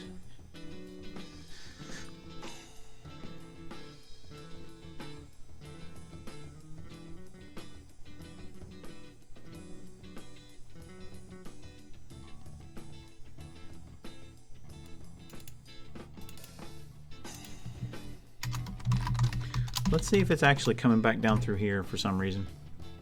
Oh, he left! He must have gone to use the bathroom.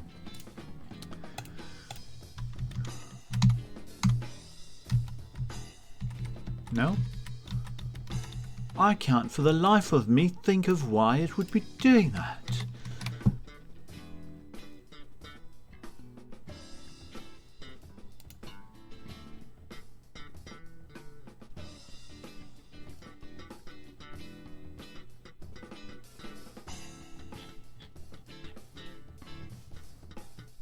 Oh, look, there's OK. There's the OKs. So, yes, it was, for some reason. Oh, yeah, so it's not, this isn't working. Why isn't that working?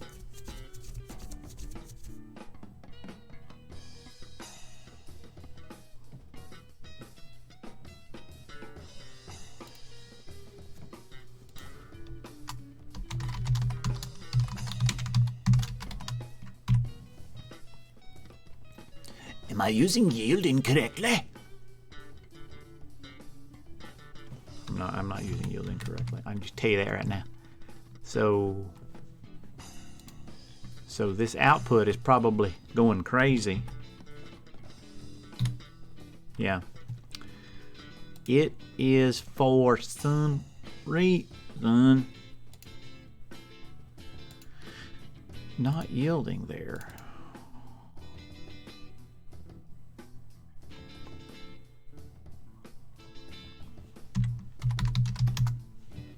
Let's take a look at that yield, okay?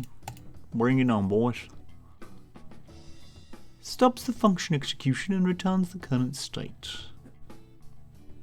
Returns anything that was passed to the resume function call. If passed an object and a signal, the execution is resumed when the object's signal is emitted. Well, that's what we was doing, which is what we do right here.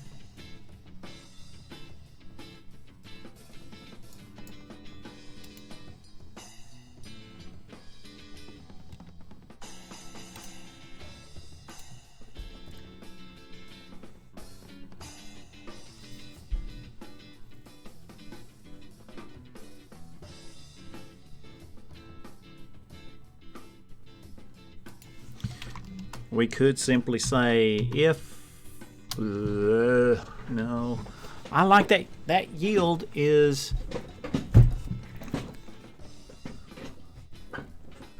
I like that yield.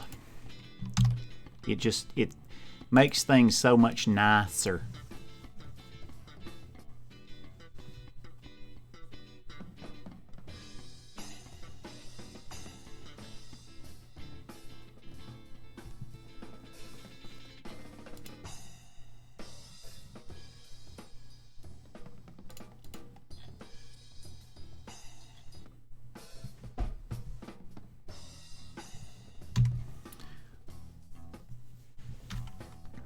Oh my goodness.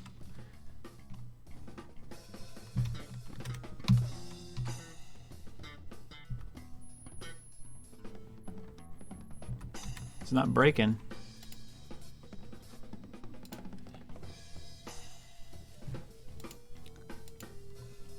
There's our breakpoint here.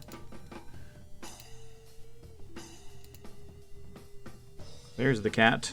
What are you doing, boy? Boy? What are you doing, boy? Huh?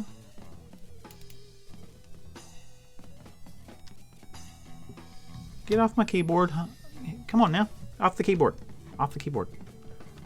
You know better. Get off that. No, boy. Get off the keyboard. Off. Off. You misbehaving today, boy. You've been sleeping all day, you know that, right?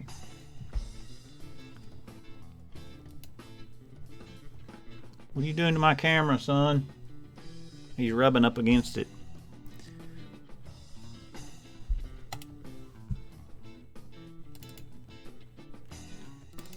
So did I get the signal wrong or what?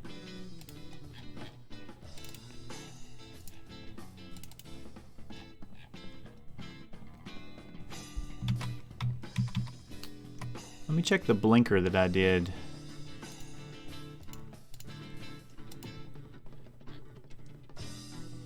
Blink finished. And I emit a signal blink finished. Granted, it wasn't in process, but I didn't think that mattered.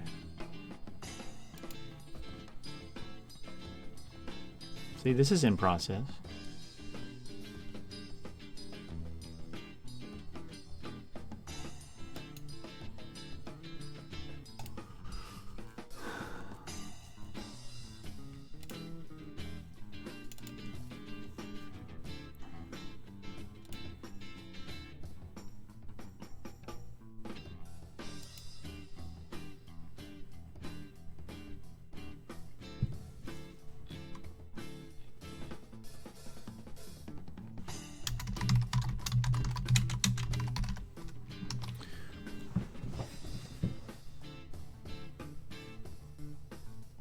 Yeah, I got an audience of at least one right here, don't I?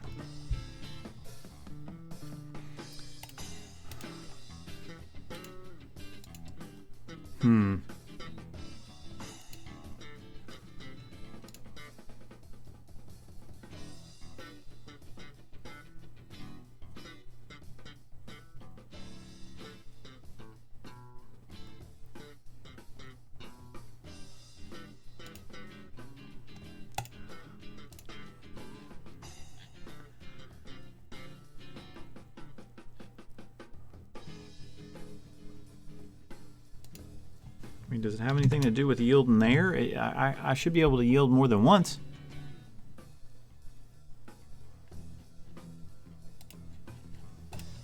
This should mess things up. Yeah, messes things up.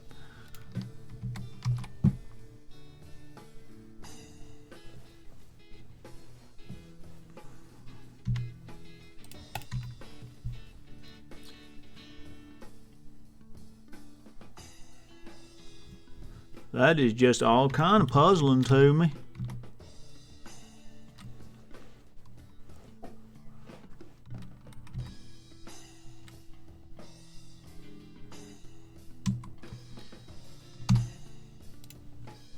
I mean, as soon as you do that,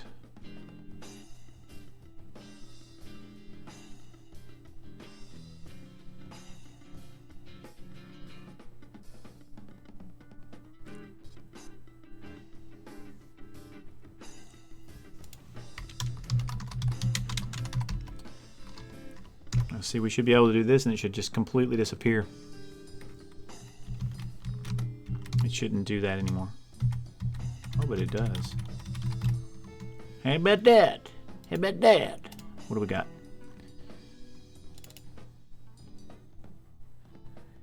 Yeah. Yep. Yep. I don't want to do that yet anyway. So you know, this is one of those complications. That does tend to happen when you're doing this programming thing. Well,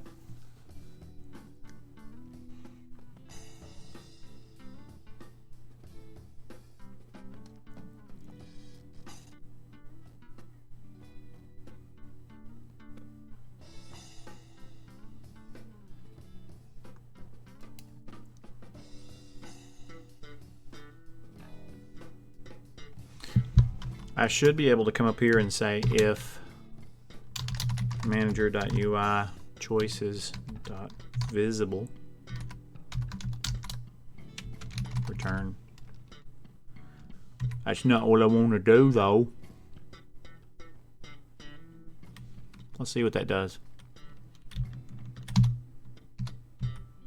It does let me do that.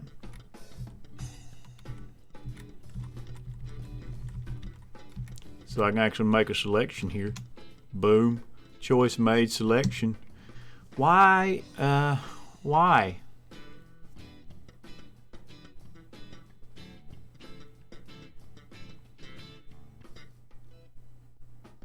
Why is it coming back? It should be sitting right here. Okay. Let's get rid of that and see what happens when I do this. No, it's gonna...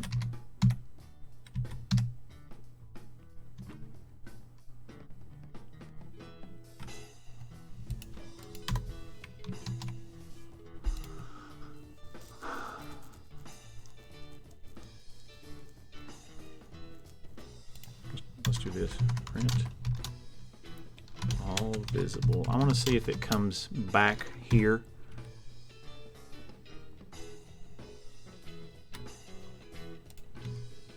What did I do?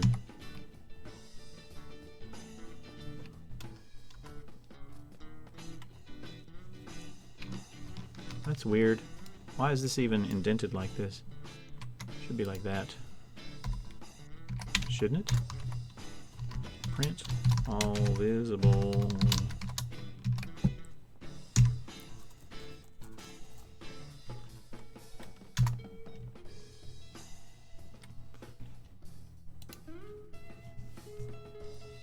We're getting it.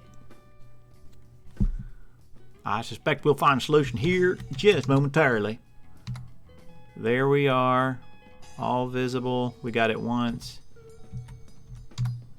Choice made. Okay, it is not coming back in there. So why is this? Okay, now I'm going to comment this out again. Perhaps I had an issue with some of the indentation. I don't know. Let's see. Nope. It's going like crazy through this process function. Why?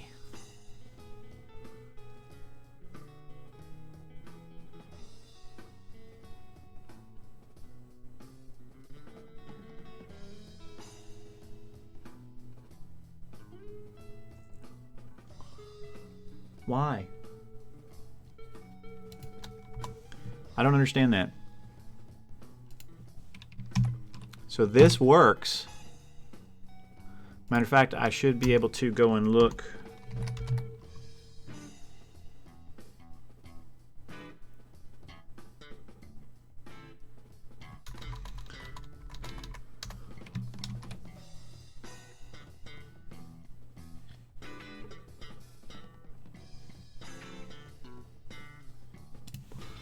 Maybe I should,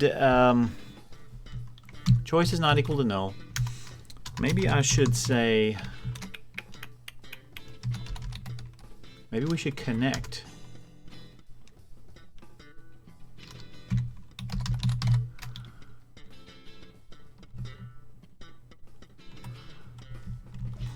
I know I look this up all the time. Well, we would look is connected. So are we connected to this string?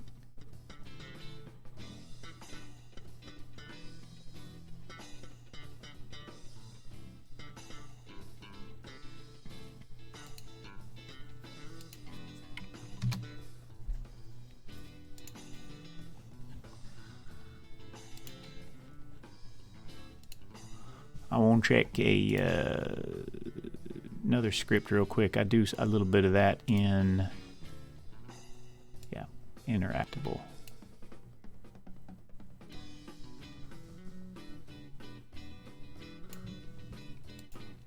So I want to do something like this.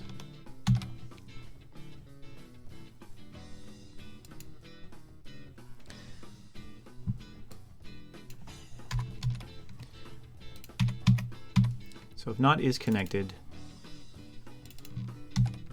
choice made,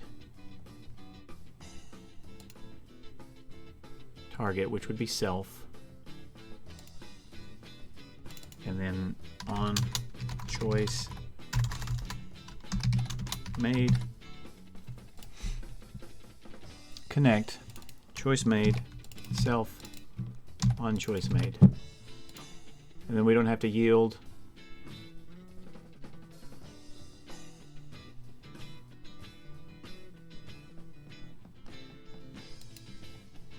Or anything. And then we can do this.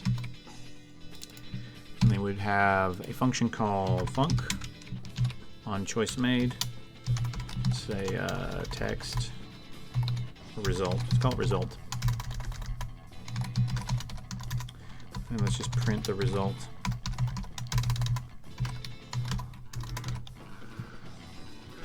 And let's do an underscore for this, so we know that it is a protected or private member.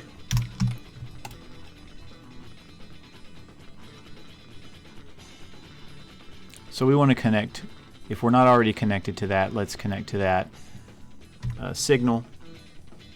So we're not yielding. I'm not sure why that's not working. Maybe I'll look into it, but this should work as well.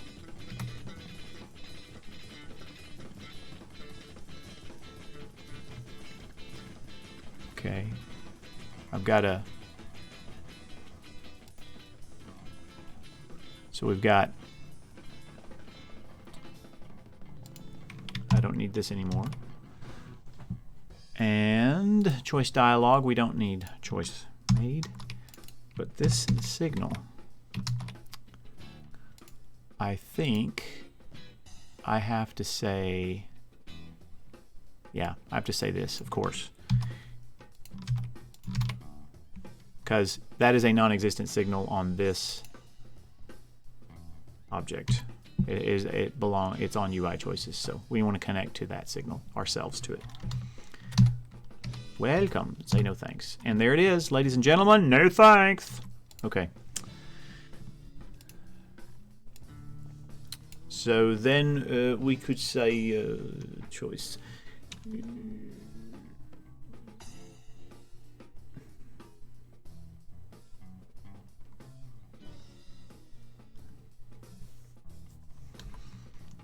So eventually we're going to want to say choice equals null. So this is kind of where we'll do some of our other logic.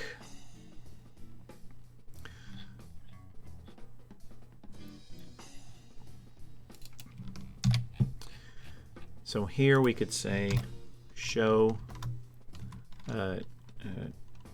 choices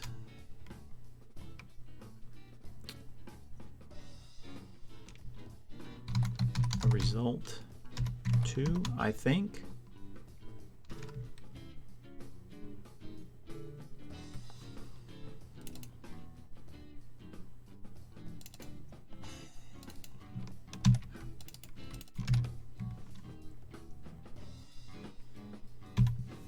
So basically we want to see the response. So that I think it'll do it. We'll see. There, no thanks. And we have an invalid get index, no thanks. But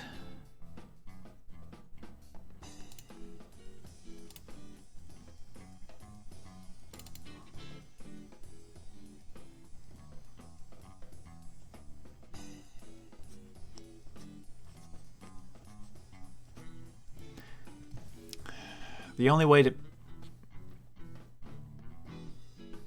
crud, we're going to need to go through these and find that. We're going to need to go through those choices and find that. That's crummy. So we'll need to say for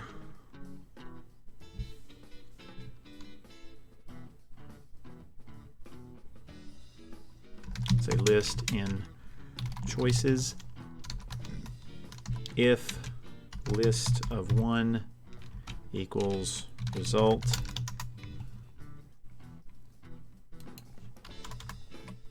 then show list of 2. Choices is no.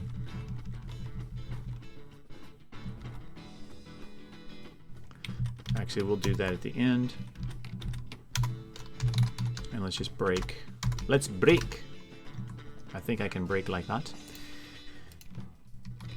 So we're just, for right now, we're not doing any more the additional, you know, these dialog branch could go on and on and on forever, but we're trying to get this basic thing down. So no thanks. That's good since I forgot that I left my canteen at home. And we're out. So let's try another one. Yes, please. Well, that's a shame since I have no water with me. Sorry. It's working! Welcome, my young traveler. You look parched. Would you like a drink? I have a potion. Oh, a potion? You say? Let me see it. So that's working.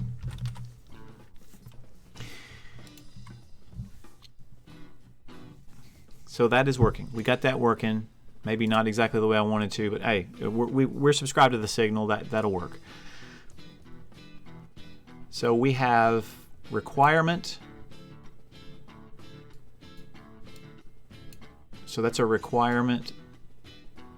So let's go and see if we can't implement the requirements for the dialog choices. So we come in here.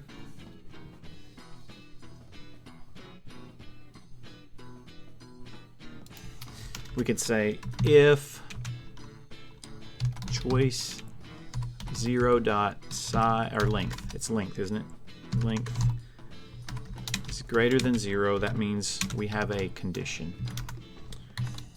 Do we have a conditional dialog choice?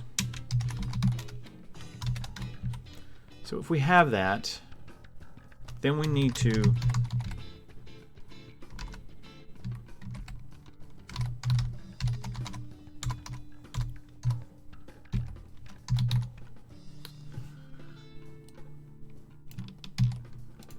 So we need to know if we have one of these in the inventory, and this is getting fairly long.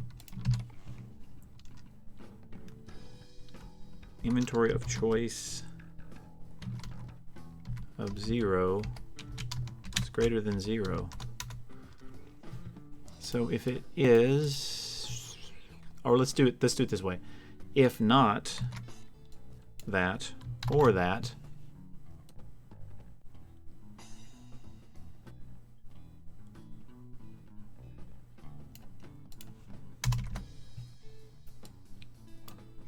then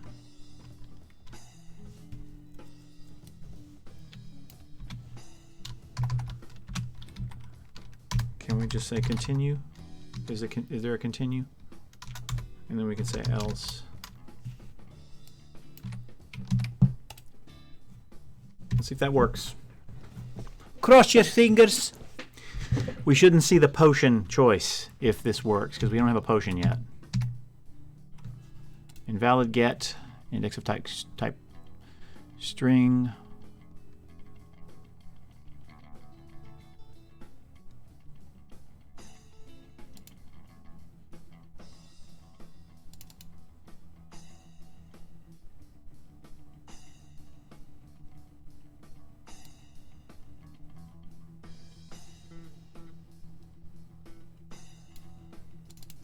Oh, that's right. The inventory is not just a plain old dictionary. It's that other.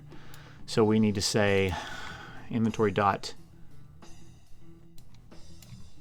I believe it's just get. Get.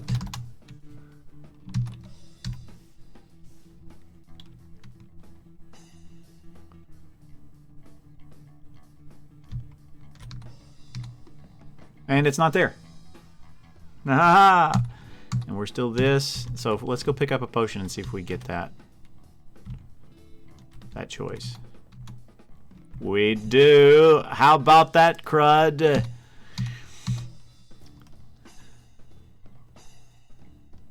So that's cool. All right. I'm satisfied with that. That's good progress. So we could additionally come in here and say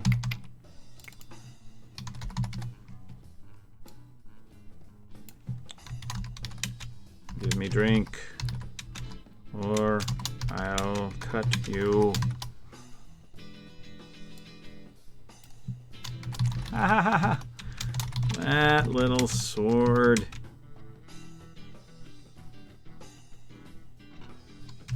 Barely has an edge to it.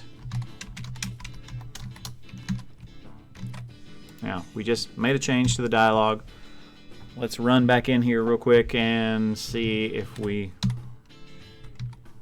No dialogue tree found for old man. Oh no, what did we do? Oh, that's what. The reason is because we have an error. And now seeing what an error looks like, let's add dialog.json. So we want to error. So I want to clearly indicate what that error is. So that's good. That's good. All right. So we got rid of the error. So now we should be able to in this. We may actually add a 4 choices. Welcome. So we've got. Uh-oh, did you see that? Okay. All right, all right. Yep, I see the issue. We went ahead and set the maximum number of choices equal to the size of the array. So what we need to do is come in here and we need to do this.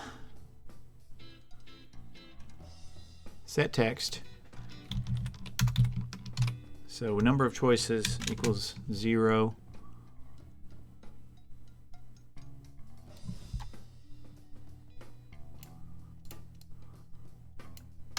Let's just use that instead of the index.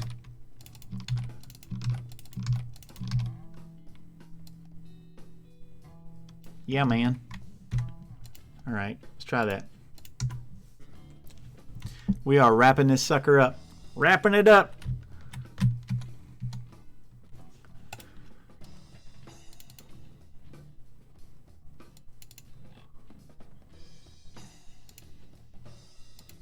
Okay, let's just move this to before that and select. Where's select?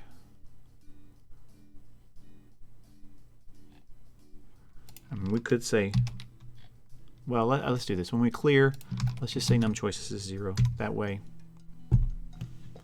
if we ever get that out of order, it'll still work. See what we got here. Hello there, friend. Yes, please. Okay. So we have those 2 options. Let's go grab the sword. Okay. So I come and talk to him again. Give me the drink or I'll cut you. And it works. I think that I want this choice dialog to be a little bit larger.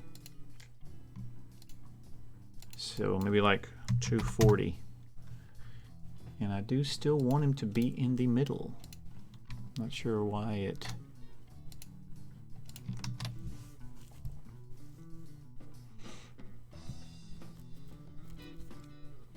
And should we add another choice? Let's I don't know.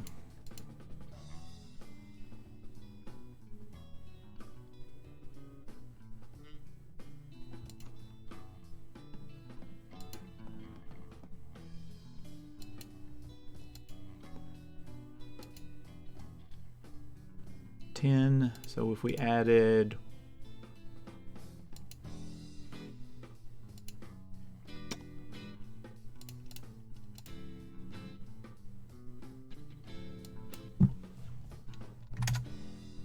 something like 64 maybe, we add another dot, a dot, bring that down, add another choice.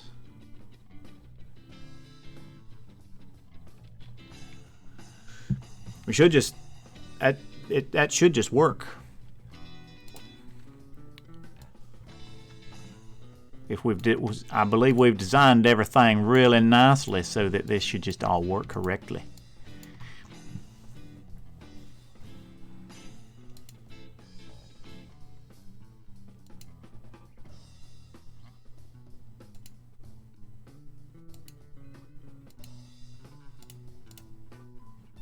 Can I get it to shrink like that so that it's in the center? Let's see, maybe that'll work.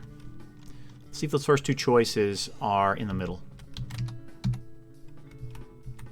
Well, they are, but of course our little buttons aren't.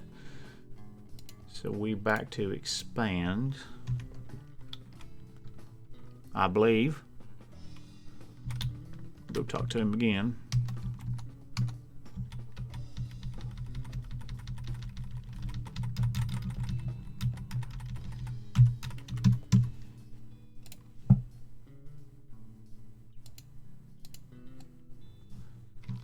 Let me undo fill.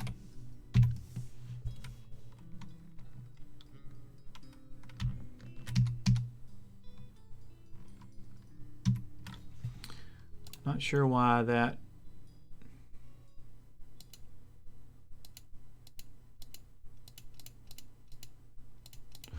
Oh, no. We're just polishing right now. Polishing.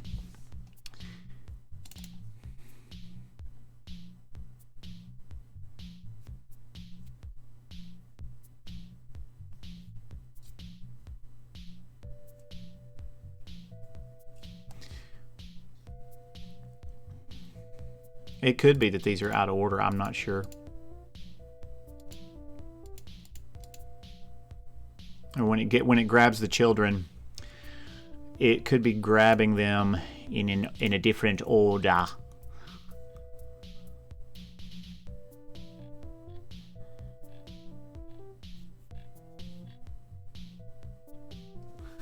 You know, we could come in here and say print. We could check it.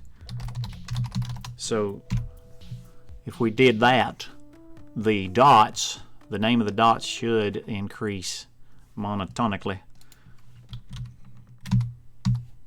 1, 2, 3, 4.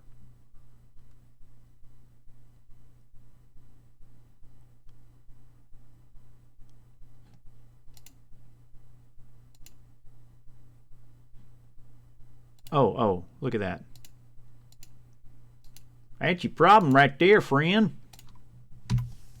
That should get us. That should get us. Yep. That'll work.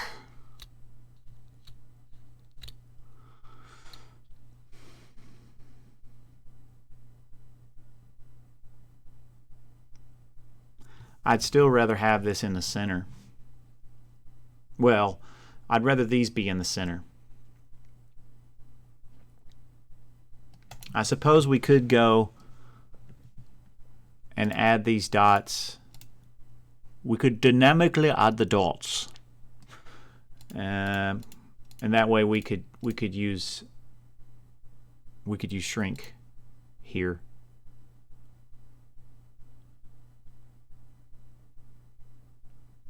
Or can we use shrink anyway? My music's gone. What happened? There we go. Let's try shrink center one more time. I'm not sure that that's going to work since those dots are turned. Well, no, the dots. Yeah, let's see. Let's see. Okay, I got something wrong there, brother.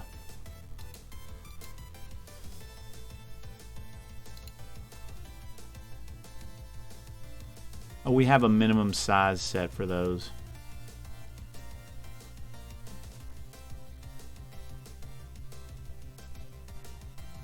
That's probably what it is. The horizontal box. No, he doesn't have a minimum size. Does he have a? He has a minimum size. So if we, what if we turned that off? So I'd really love to get them to shrink on down there.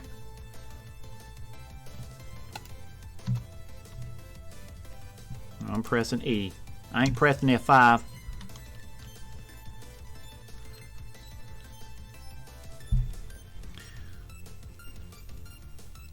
Cat's still asleep.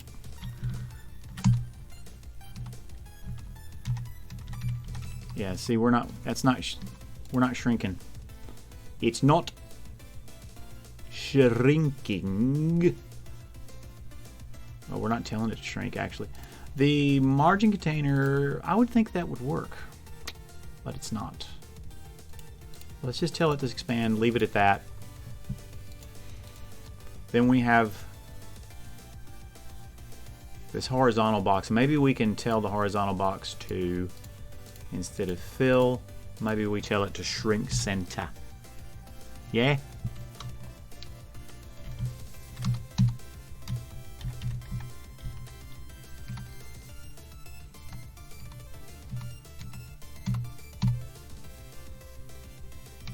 That seems to work. Let's go grab a potion and see if it still works. So we should have that extra option. Yeah, that works. Dag-nabbit, people. So now we have a sword. We should have all 4 options. Give me a drink or I'll cut you. And that's still... I may not want them to... I don't know. Let's...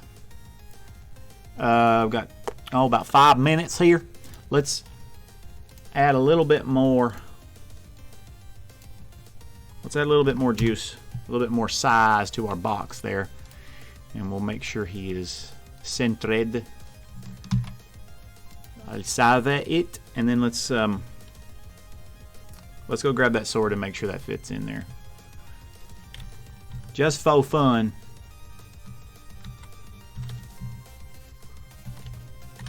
Die, you crab. Oh, that hurt. Hey, buddy. Yeah, give me a drink or I'll cut you. And I don't have an A there.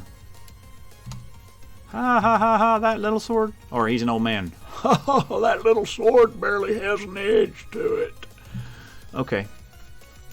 Well, that's good work for today. We've actually implemented somewhat of a dialogue system, sort of. So we have a set, you have the NPC, then you have sort of a branch that he is on. And then we haven't implemented this piece yet. So if you select a particular response, then he goes to that next chunk. I'm tempted to do that now. Give me a drink. Let's what have I got? I got 5 minutes. 5 minutes should be enough time, right? I don't know. I doubt it.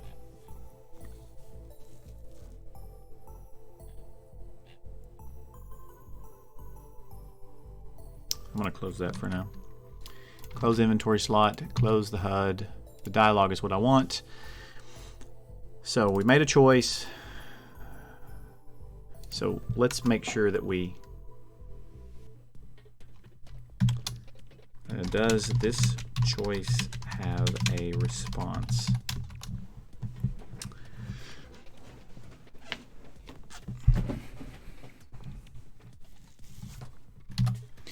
Additionally,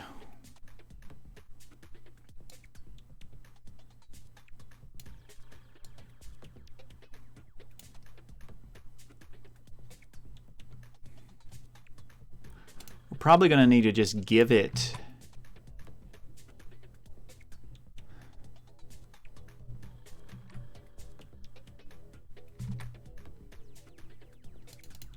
maybe we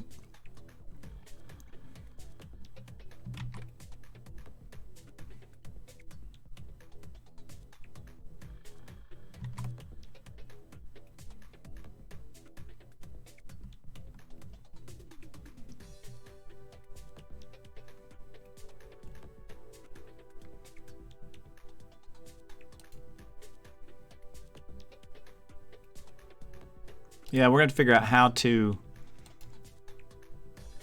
both come into the choices. You select one, then he says this, and then we have this other branch to go to. So I suppose we could have a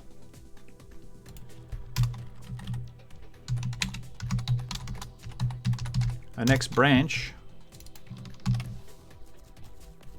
and we could say next branch is null. Then we could say here, no, let's do this here. If list,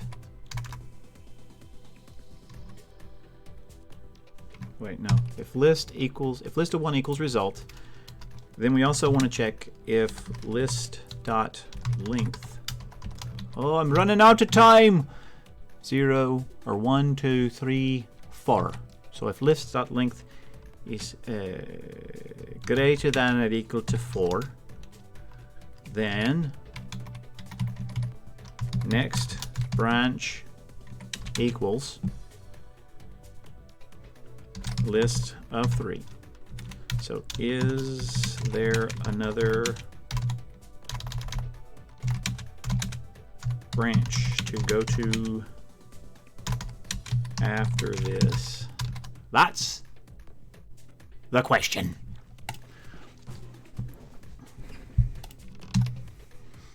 And I may actually change these from this. It may be an array, but it may be an array of key values instead of this, because this is really not very clear. I don't like that, because if I come back in 2 months, I have no idea what list of 1 is. I'll have to figure it out. So probably change that. But not at the moment. We had a branch up here, conversation branch.